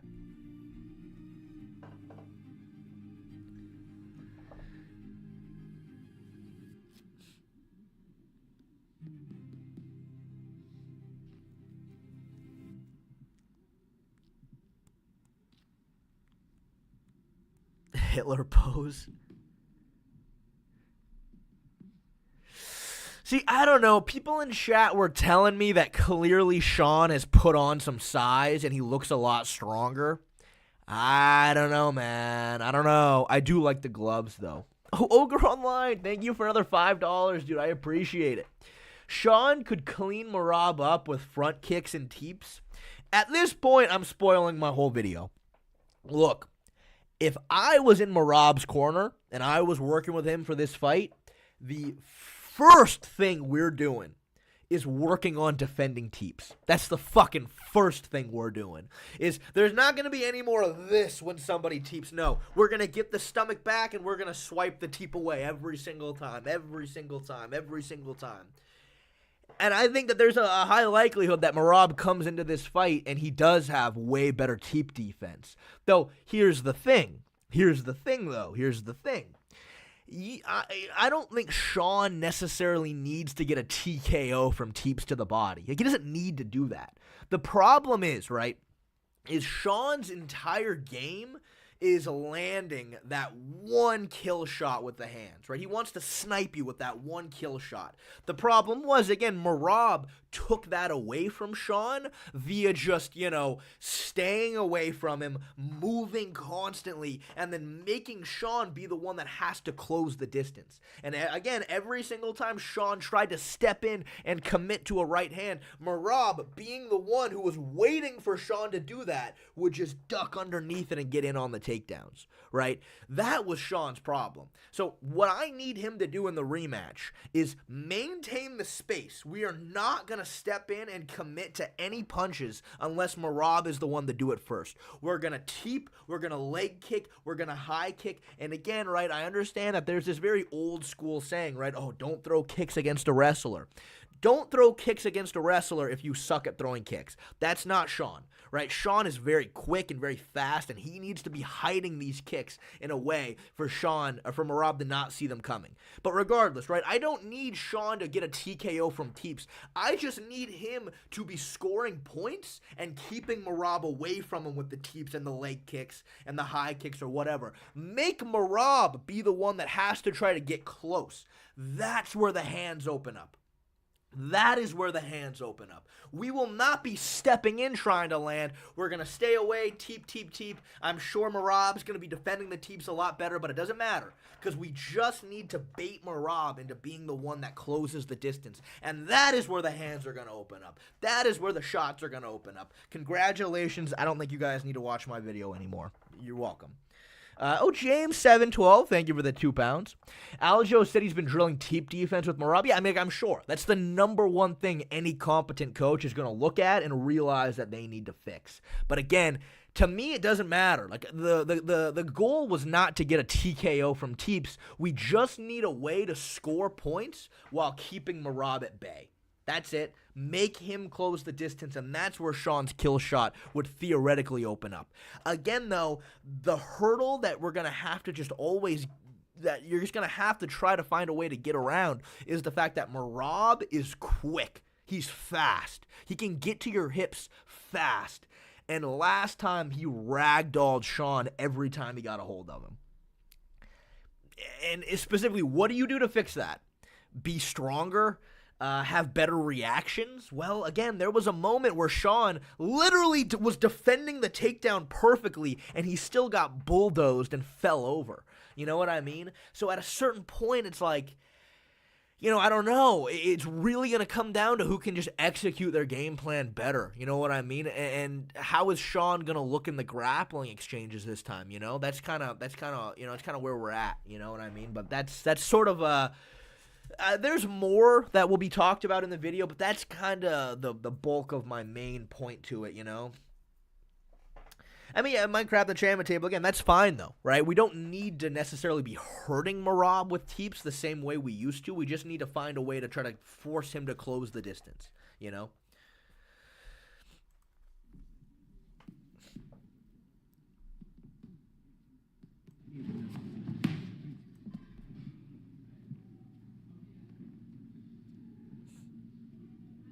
Maybe he does look a little bit stronger.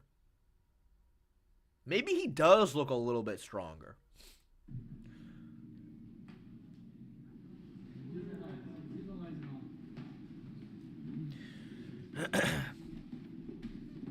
Morab doesn't have to force anything. The threat is enough to have Sean second guessing. Yeah, and another thing that I talk about in the video is the fact that the advantage that comes from Morab's cardio isn't specifically the fact that he could push really hard for 5 rounds. Obviously, that's a problem. But a big advantage in Morab having the cardio that he does is that he can just never stop moving. You know what I mean? Like against Sean, he was just constantly bouncing and circling and moving and bouncing and circling and moving, and he was trying to be essentially a butterfly in a windstorm, right? Sean's entire game was trying to just land that one shot, while Morab is just like fucking dancing around in a circle the whole time. Like that cardio just allows him to constantly be a moving target, which is important. And also, Morab does do a fairly decent job at using feints. When I was watching his fight against Sean, when I was researching for it, one thing that he does a lot is he feints with his eyes a lot. Watch his eyes. He does a lot of this. And he does a lot of feinting with the head. And because he's so quick and he's so fast off the shots, it makes it really difficult to gauge. Because the thing is, like, right, you don't know if when Morab is ducking and Morab is feinting with his eyes, you don't know if he's going to either shoot a double leg, step in with an overhand, or throw an overhand and a double leg at the same time. And it's a bitch to deal with. It's an absolute bitch to deal with. Now, man, if Morab, I'm telling you this right now, if Morab had Aljamain Sterling's control and finishing ability, I think we just found probably the absolute I don't even know how to describe that. Like, I don't even know how to describe how much of a problem he would be. Like, holy fuck, would he be an absolute bitch to beat.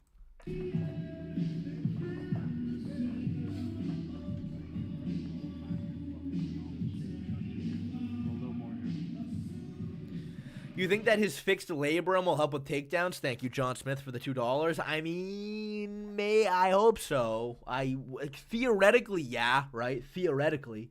But again, it's just, it was the getting out-muscled was the problem. It was getting out-muscled was the real issue that I saw.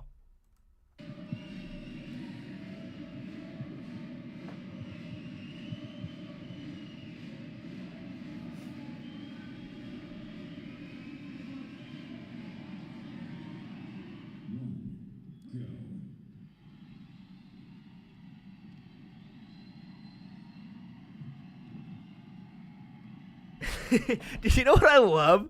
Look, his sparring partner is moving exactly like Morab. That's so funny. He's literally, he's doing exactly what Morab does. Like that, he's literally doing what Morab does.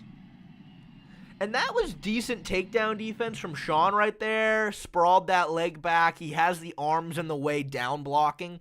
But again, right, like the problem is that, like, I don't know, look, maybe Sean is going to be a lot stronger for this fight, maybe. But, like, based on what I saw from the last fight, Morab from this position right here is just sprinting Sean back to the fence. And then again, Sean's going to hit the fence and go, and then fall his head forward and get stuck in a front headlock again.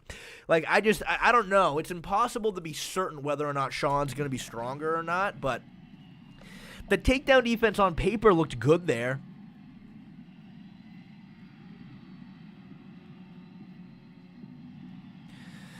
The thing is, though, and I don't know if Sean's going to show any of this. Like, the thing that I find interesting here, though, is why is Sean not wearing shin pads? Sean's not wearing shin pads, which almost leads me to believe that he's not, like, again, I think he needs to be very kick-heavy. I think he needs to be very, very kick-heavy against Morab. I don't think he can only rely on the hands, because I don't believe that Morab is going to try to close the distance with Sean. I think that Morab is going to do a lot of dancing around, a lot of movement, and he's going to try to bait Sean into going first. I think Sean's also going to be baiting Morab to go first, and therefore, that's why I thought the fight might be boring. But the dude's not wearing shin pads. Him not wearing shin, why? I mean, I don't know, but okay, it's only the very first sparring footage. Maybe there's more.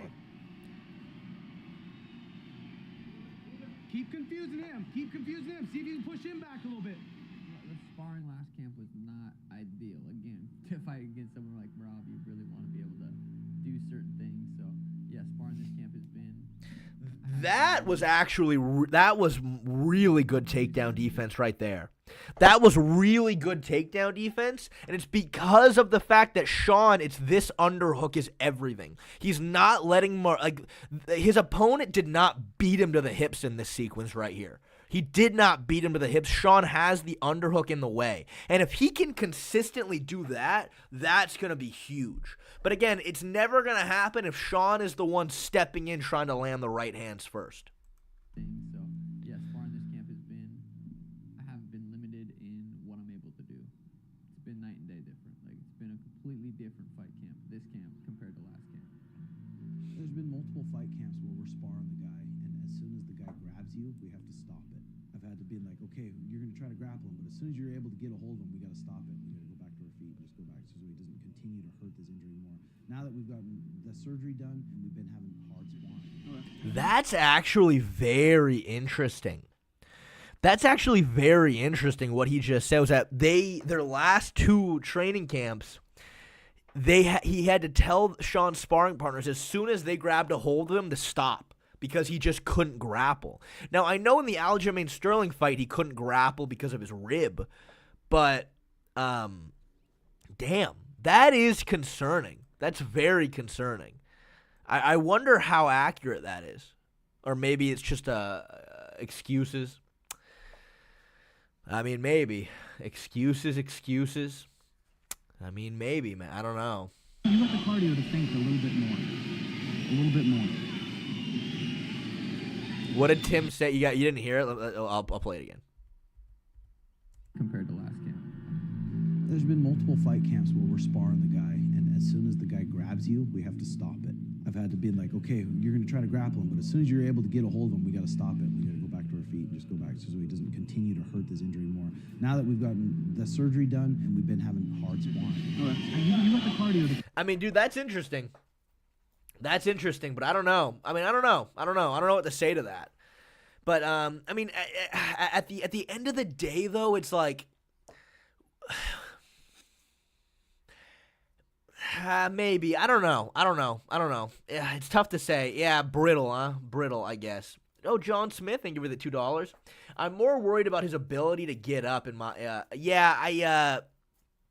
It's a problem. He cannot be getting stuck in the front headlock position. Again, the thing that he's lucky in terms of Morab's skill set is the fact that Morab has very little finishing ability. Morab doesn't really want to take your back. Again, he did have that really good guillotine attempt on Sean round 1, but other than that, like, he doesn't really have a propensity to actually finish the fight, and therefore Sean can give up his back trying to stand back up.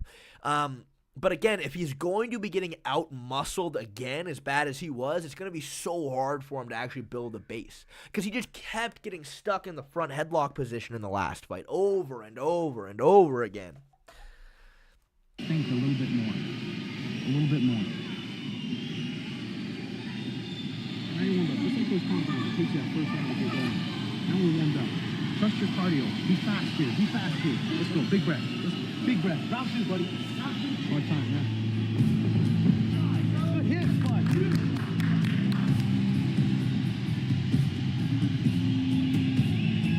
Beautiful. We're getting in positions where he's able to really explode and wrestle and empty the tank. And like I always say, just create scrambles. The kid is good when we're scrambling. That right there, that takedown defense was what he kept going for against Morab over and over again, was that he would frame on the head and try to pull his leg out. Again, there was a moment, I believe it was round 1, where Sean essentially does this defense perfectly, and Morab only had one arm around Sean's leg, and he still took him down from that position. But, I mean, I don't know. Apparently, he, literally just wasn't grappling at all for that camp because of the torn labrum. At least that's what Tim Welch said. So, I don't know. Maybe this will make a difference. I mean, fucking who knows? So we're able to create those. And, yeah, it's hard to mimic Morab. The only way to do it is to bring in fresh guys, and we've been able to do that. And Sean, dude, you know what? He honestly does look a little bit thicker. To do it is to bring in fresh guys. I mean, fucking, you can see that definitely. You're starting to see that fucking turtle shell back muscle right here. You know what I mean? Like, am I crazy, or does Sean actually look a little bit bigger and stronger now? I mean, again, right? If I was fucking Sean's strength and conditioning coach, I'm looking at that first Morab fight and going, okay, we need to make some serious fucking changes. That's what I would tell him. Even his glutes look bigger. Goofy Goober, of course, that's the first thing you've noticed. Obviously, Goofy Goober. Of course, that's the very first thing your eyeballs gravitate towards. Ogre Online, thank you for another $5, Ogre. Ogre, dude, I really appreciate you, man. You helped me out so much, dude. Thank you. Sean has to win this against Moab, because if he doesn't, he's not going to be able to get through Habib's cousin and will become a background character. Dude, you know what? Yeah, if that's not some serious fucking pressure, I don't know what is. I mean, think about that. Imagine, dude, you lose this fight, you're a background character. You're no longer the main character of anything. You know what I mean? And that's scary. Yeah, no, exactly, Ogre. He does. He fucking needs to win this fucking fight. He needs to win this fight. He's going to sacrifice cardio, though. I mean, maybe, yeah, that give and take is tough. Or Sean's on some good supplements. Why is he not wearing shin pads? I don't know. I wonder why he's not kicking in any of these sparring sessions. And we've been able to do that. And Sean's been able to jack people up against the fence and get up against the fence. We've been working a lot more on that this fight, so we'll see how it pays off. Let's go, bud. You can. You can. Let's go. Keep that focus. 10 seconds remaining.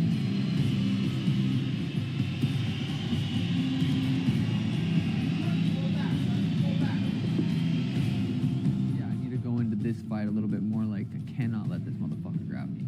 Like I can't. Like I'm gonna go out there and piece him up. I'm not gonna let this motherfucker touch me.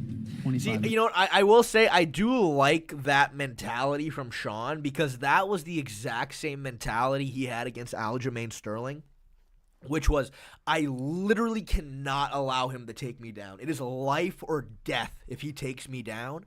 And, you know, you go back and look at that fight, Sean, again, did not commit to a single strike unless Aljo was the one to throw it first. He only circled and teeped and jabbed because he knew how devastating Aljo was on the ground.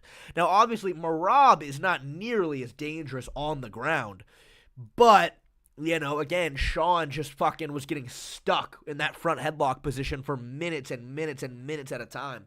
So, I mean, the idea that I cannot let him take me down, I cannot overcommit to anything, and I have to let Morab go first, that is a good point. I mean, I like the sound of that, theoretically.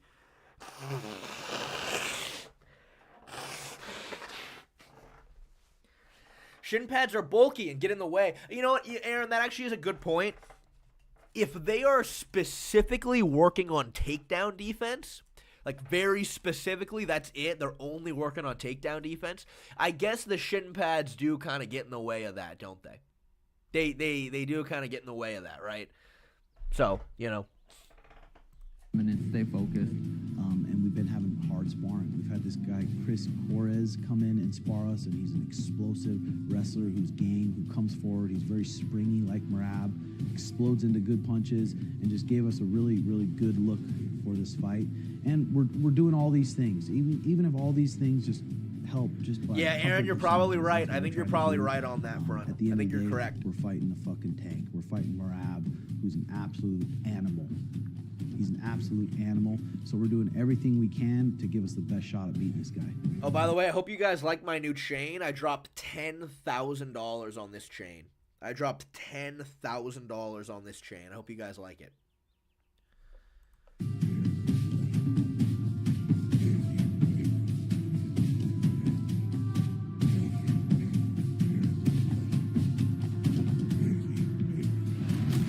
Ooh, I do like that body shot. I do like that body shot.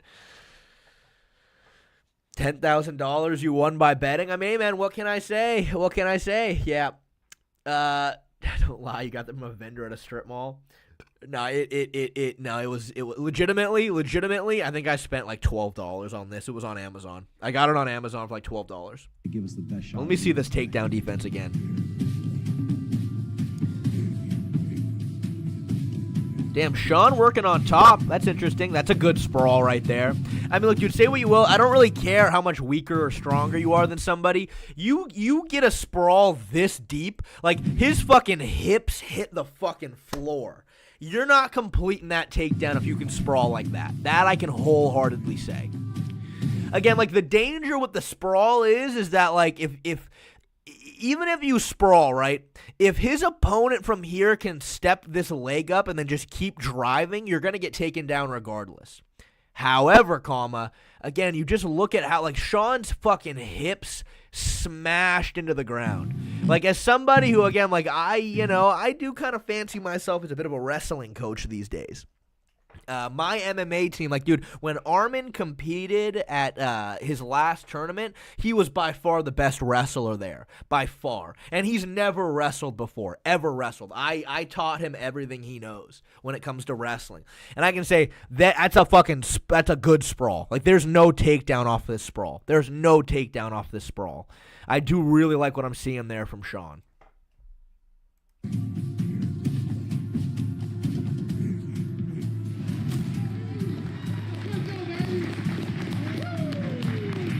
Oh, it's Schmitty!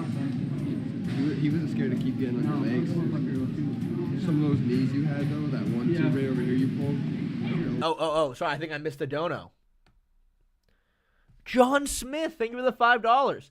My Rob's gonna get takedowns, the question. Oh, you keep fucking spelling Morab differently, and it's you keep getting me with that.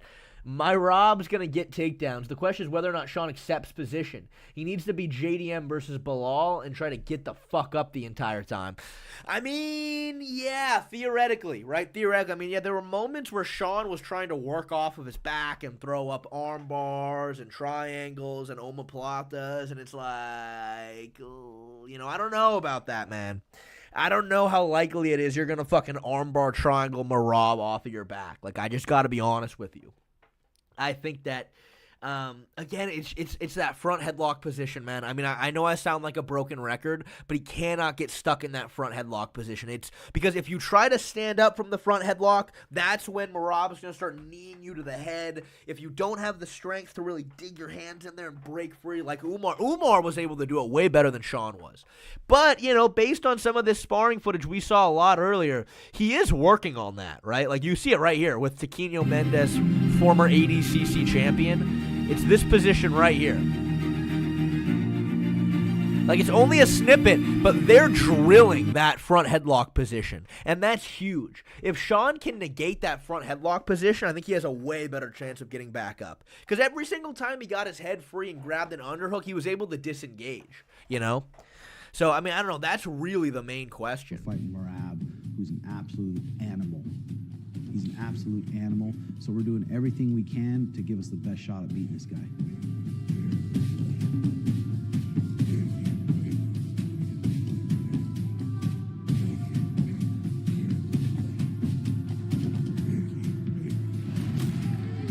That fucking good body shot. That reaction time, he wasn't scared to keep getting on your legs. Some of those knees you had, though, that 1-2 right over here you pulled.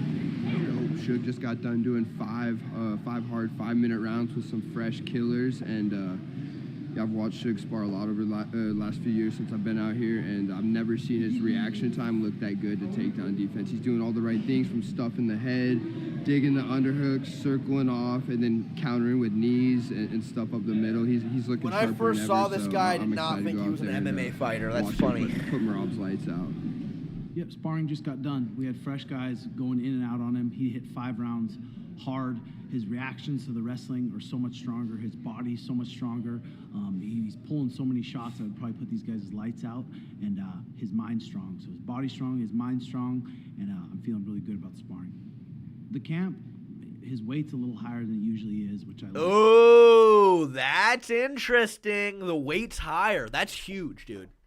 That's huge. Again, he does look a little bit more muscly. So that's big. He's going to have a little bit more horsepower, a little bit more thud behind his punches, and he's looking stronger than he ever has in the wrestling department, and that makes me real happy. Yeah, that's so important, because that was the one area that I just don't know if he's going to be able to overcome or not, So that's huge that he's stronger. It's going to help, I think. Joe, honestly, I might add that into my video, talk about that a little bit more. Let me see. Tim says Sean's weight is higher than before, which is important. All right, there we go. There we go.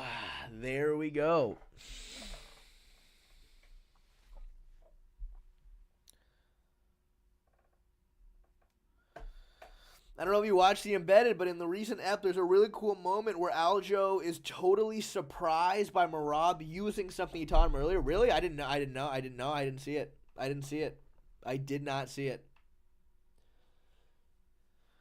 Is there a line on O'Malley making weight? I'm sure he'll make the weight. I mean, hey, if he does have more muscle overall, he should be able to cut a little bit more water than he normally does. You know, he should. Also, follow me on Instagram if you guys haven't yet, please. We're almost there. 3K is the next goal, man. 3K is the next goal. I'd appreciate it. At Shea Blair. Shay, I watched DBZ Abridged after you recommended it last stream. Okay, but glad you think so, Sam. It is. Where did you start, though? Did you start at episode 1? Because I recommend that people skip the first 15 episodes. That's what I recommend. Where did you start, Sam? I'm curious.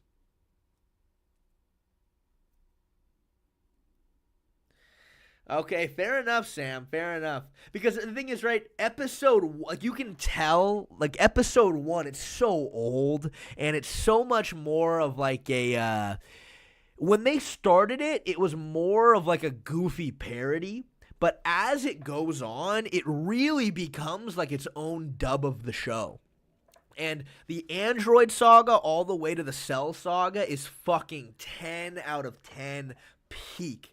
But, like, that very beginning Saiyan saga is it's just old. It hasn't aged particularly well. But I'm glad you liked it, man. I'm glad you liked it. It's good. It's good. You were a casual. You don't watch the shitty fight nights. You don't watch Dana White's Contender Series, and you don't watch Embedded. I mean, I'll watch Embedded if I care about it, but I don't watch shitty fight nights, and I do not watch the Contender Series. No, I don't. I don't do it, man. I don't do it. You're right on that. You are right on that. I don't do that.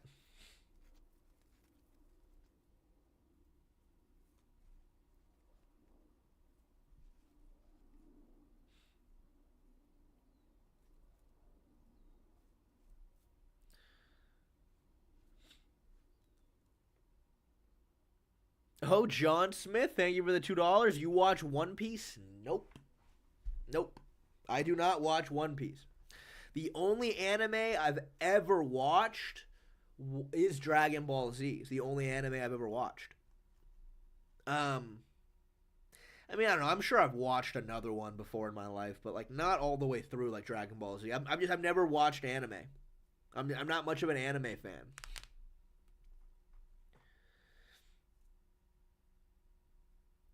Yeah, the Hunter x Hunter shirt is kind of clickbait. The Hunter x Hunter shirt is kind of clickbait, unfortunately. I mean, I've never seen this show in my life, but I do own a t-shirt from them, but I've never watched a show. Oh, Tuxedo Mask, thank you, $2. I love you, N-word. I love you too, Tuxedo Mask. I love you too. I love you, Tuxedo Mask. I really appreciate that $2, man. Thank you. 7 Silky, thank you for the $2. We'll look at Ilya Toporia's latest tweet. All right, let's take a look at this.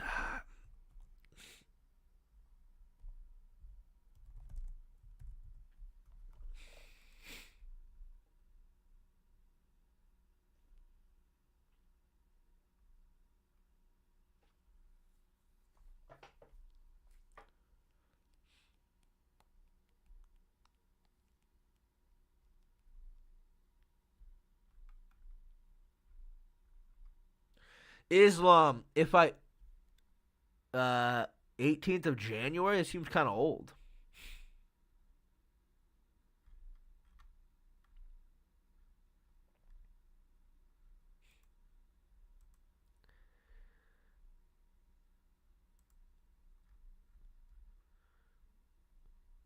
This one?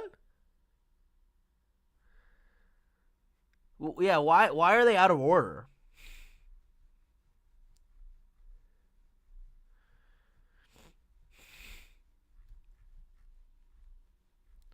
Log in to see his latest tweets. Okay, hold on.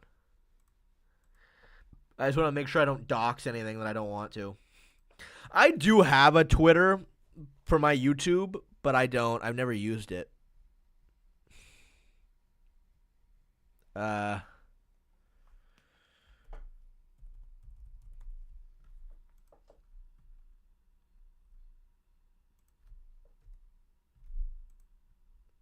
Oh my god, it's not letting me. It's not letting me log in. God. Can someone just fucking tell me what his last tweet was? Why does Twitter suck?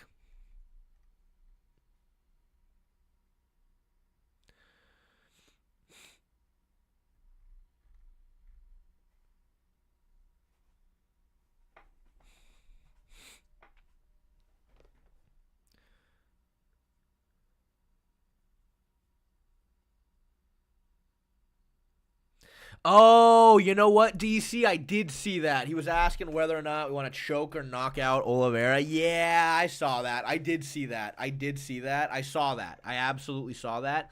And look, man, I think that Ilya, I mean, I'll be honest. Yeah, like I can't say I'm not scared of either of those two things happening. I do got to be honest with you. I can't say I'm not scared, right? I got to be honest. I am a little nervous.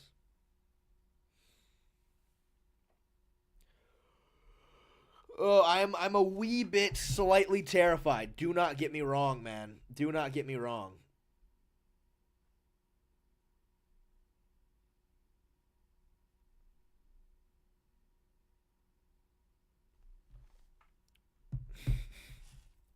Ah, man.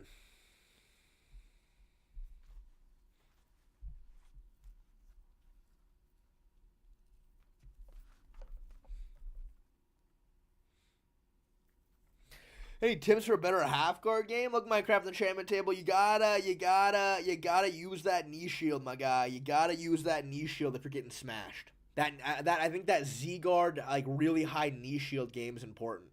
That Z guard high knee shield game. If you're playing like a traditional half guard, you can't let them get chest to chest with you. You're just always gonna get smashed. I mean, nobody really plays that traditional half guard game. You gotta have that Z guard knee shield. I think that's got to be money for you.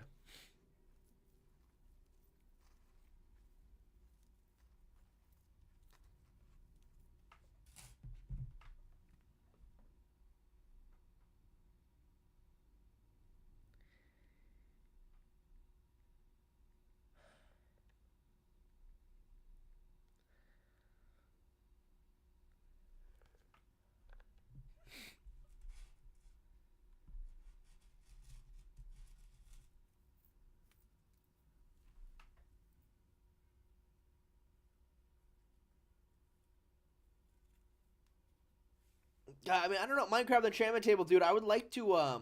Should I like initiate half guard? For me, it's more of a defense when I get past. I mean, yeah. I mean, I think like you should try to get offensive with that Z guard game. You know what I mean? Like instead of it being like a defensive position that you only pull out as you're getting past, like I would try to use that more offensively. You know what I mean? Throw that half guard knee shield up.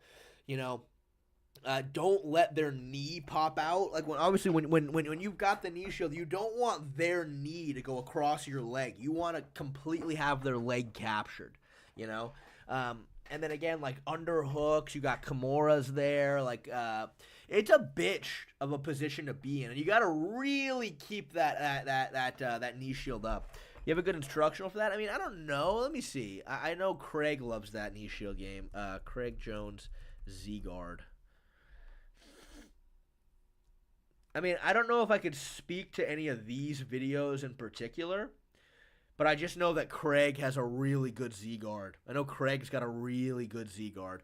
I have watched an instructional from his, but it's not public. I know, so I don't know exactly where it is. The giggler sweep reigns supreme. That it sure does, doesn't it?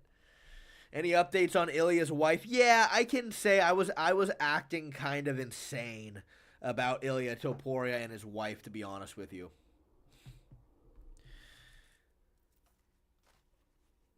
I mean, look, I don't know Minecraft enchantment table. I don't know if any of this is that. I don't know if any of this is that over the top, not for beginners. But you know, I know what you mean. But yeah, I was honestly being a little bit ridiculous when I was trying to the whole Matthew Weaselberger and Ilya Topuria's wife cheating on him. I was being a little bit crazy. I was acting very ever so slightly very unrealistic. But again, that's what passion does to you sometimes. You know what I mean? Oh, Daniel Paton, thank you for the $5, Daniel. I really appreciate it, man. Thank you. Did you see Charles released a line of signed shirts and a bunch of new merch? Would go great on the wall behind you. Is that right? Is that right? That's right. Let's take a look at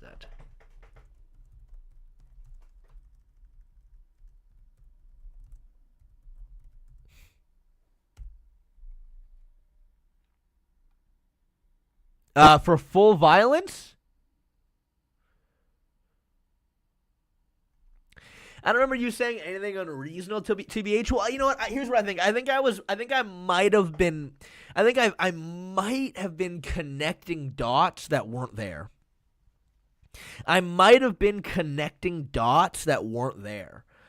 Because at the end of the day, like, you know, she works in real estate, Weaselberger works in real estate. I think that's a realistic reason to follow each other over, you know, her cheating on him with Ilya. You know what I mean? Her being unfaithful. Because at the end of the day, right, like, it would be one thing if she was a housewife. If she was a housewife, then it's like, okay, why are you following random dudes that Ilya doesn't follow? But, like, she's a businesswoman. You know what I mean? She's a businesswoman. Like, she's out there doing shit. You know what I mean? So, like, it's not that weird that she follows people that Ilya might not follow. You know? So, in hindsight, I might have been acting a little strange. $300? What? Oh, it's because he autographed it. Dude, I'll be honest, I don't really like these. I don't like these. I think these look kind of ugly, to be fair. I think these look kind of ugly, to be fair. Like, I don't like these.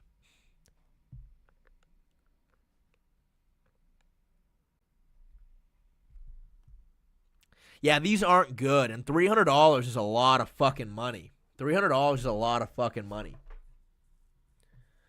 Goofy Goober, you're just going to have to wait for the video to drop, I guess. You're going to have to wait for the video to drop, I guess.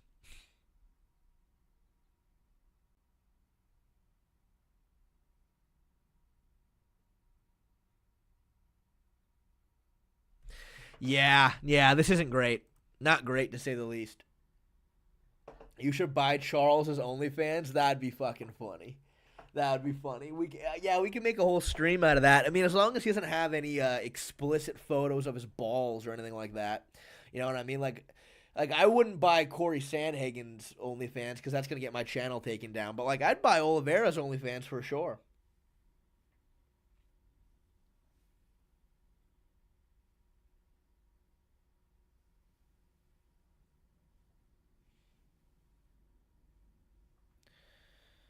Interesting. Yeah, that's what I figured, Jim. I just don't know if it's worth it or how much it costs.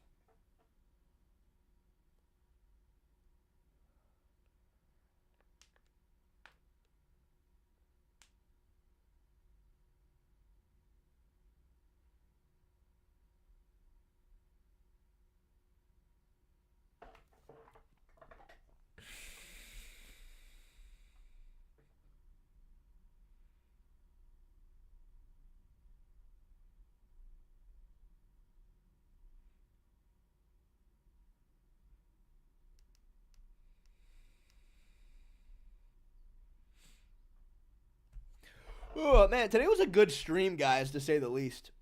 Today was a good stream. Had a lot of fun today. It's been again, like, I haven't been streaming just because I've been, you know, obviously working on my shit and whatnot. But you know, it was nice. It was nice to get back in here. I had a good time today.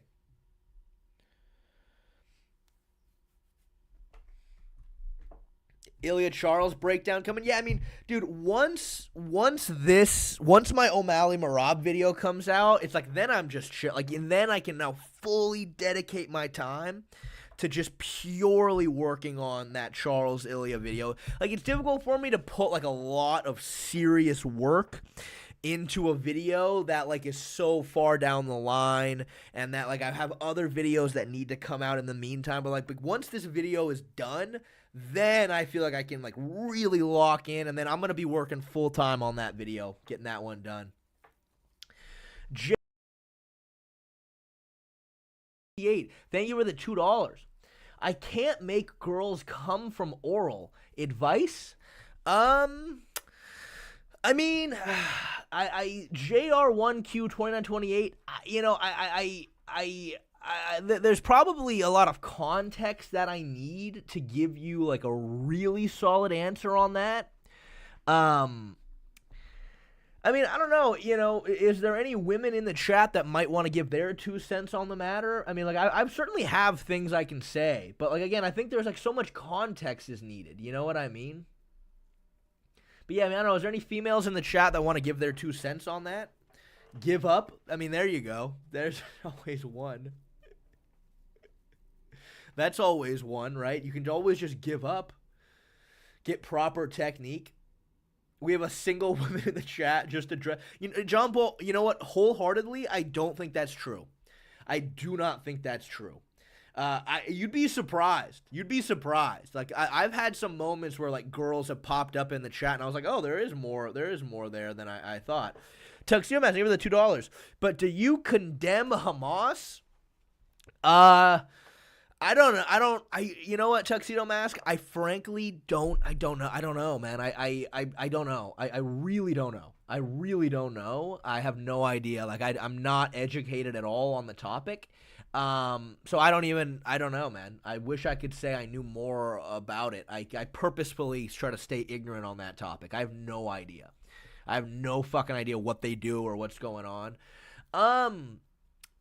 Yeah, so I mean, look, I think some common mistakes you could be making, JR1Q 2928, is like, here's the thing, right? Girls typically need foreplay. You know what I mean? And here's the thing, right? Going down on a girl is not foreplay, right? Like I'm sure most of you guys could agree with that, right? That's not foreplay. Like, that is just getting into it. You know what I mean? So, like, the very first thing you should be doing shouldn't be immediately going for stimulation. Because, again, that's not foreplay. And then the thing is, like, guys, we're wired so differently. Like, we don't need any foreplay. Like, for a guy, we just want you to start. You know what I mean? And we're good. But you need to warm her up first before going down. You know what I mean? Because again, going down is not warming her up. That's already having sex. You know what I mean? So I think that is it. I mean, again, right? That's what I was trying to say in terms of like there's a lot of context needed because I don't know what your game I don't know what you're doing prior. I don't know if you're just getting right into it. But that's a very common mistake most guys make. You know what I mean? It's like guys think that like going down on a girl is foreplay for the sex. Like, no. To a girl, that is just, you're now just having sex with them. You know what I mean? So I would say like a little bit more foreplay, a little bit more like kissing and touching and, you know, body kissing and neck kissing and like get her warmed up before you get into it, I think is very important. You know, apart from that, I think that not changing your rhythm is important. I think start slow and slowly build and then maintain the pace. You know what I mean? Maintain the pace, I think. And then apart from that, I think don't be afraid to ask them like what they like and what they want you to do. You know what I mean? I think that's probably my advice on that front. You know, there you go. There you go, man. Thank you for the $2. Oh, De'Aaron Fox Enjoyer, thank you for the $5. Shay, I bet $100 on blackjack, got 11, doubled, then pulled an ace. Should I slime out the evil blackjack dealer? Yeah, I think you meet them in the parking lot after, De'Aaron Fox Enjoyer. I think you meet them in the parking lot. That's what I would say. I would say you fucking run up on him, like Jorge Masvidal did to Colby Covington. That's what I think, bro. Just fucking lay him out. That's what I think. Whisper Fedor's lore in her ear during the act. That's funny. That is very funny.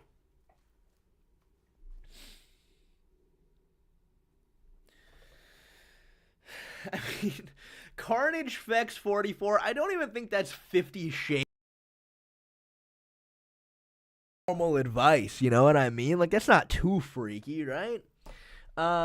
Oh, Chris, thank you for the $5. I hope all is well with you, Shay. Can you give your thoughts about the GOAT sexually harassing a UFC staff member? Yeah, that's just fucking not cool, is it? You guys, I'm sure all you guys heard about this, right? But let's see. John Jones. Let me see if I can get his whole statement. Yeah. Ugh, man, this is fucking gives me the heebie-jeebies. So, John McCarthy recently came out and said, we went into John's locker room. This is when McCarthy was a referee. And on his weighing in podcast, he's bouncing around having a good time. Says, I've got a question for you. Says, I need somebody. There's an individual there. This individual is a black belt in Brazilian Jiu-Jitsu, and he was working for the commission.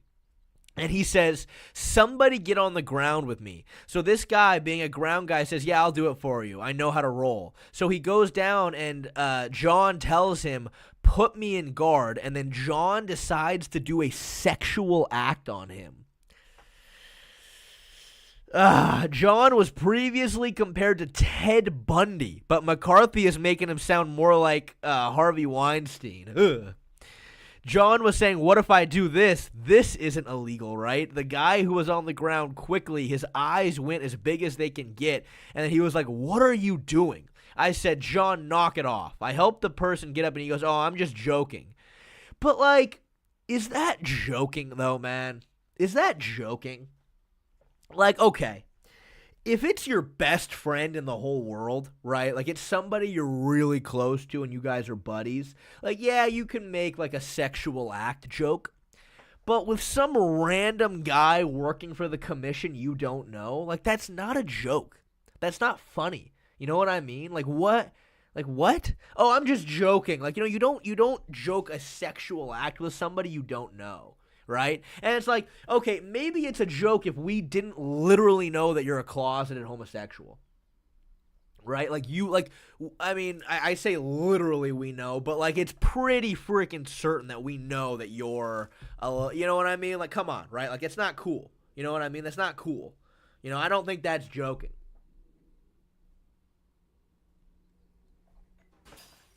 Oh, my cats just broke something.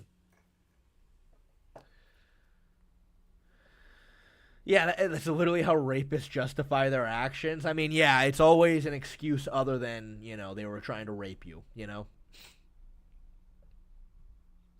Yeah, I mean, this just isn't cool, you know what I mean? You don't do this with somebody you don't know. Yeah, I mean, for sure, Brick Laser, who knows? And again, with how violent he gets when he gets drunk, like, I'm sure we could find some real horror stories. You know what I mean? Like, I'm sure we could find some real horror stories. Oh, what's up, Arizo Ondo? You just got here. Yeah, you missed a great stream. We've been talking about how to achieve female orgasm, and we've been talking about John Jones being a creep. It's been a great stream.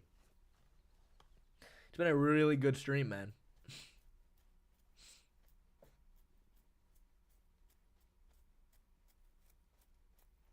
Oh, Matthew Hockley, thank you for the $2.50. I really appreciate it. RDR versus Bobby Knuckles prediction. I think off the top of my head, I actually think Robert Whittaker probably has it. I haven't done any actual research for that fight at all, but off the top of my head, I think RDR, of course, is going to have a big grappling advantage, but I don't think he's going to be able to actually take down Robert, most likely. I think Robert is a much sharper striker, and I think that, like, how old is Robert Whittaker now? He's still fairly young, right? Let me see. Yeah, he's only 34. Like, I think theoretically he probably should be able to win. Off the top of my head, I think he should be able to win. Like, I think RDR's pressure and his clinch game, it might be difficult for him to use against Whittaker because Whittaker's going to be standing sideways. Every time RDR steps in, he's going to be trying to move in with the double jab, like his little blitz that he uses. I might be going Robert Whittaker on that one.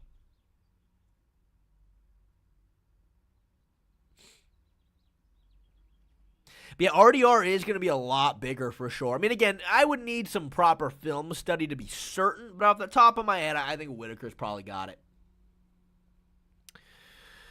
Alrighty, guys. Alrighty, guys. I actually do need to take my stepmother to the airport in about an hour.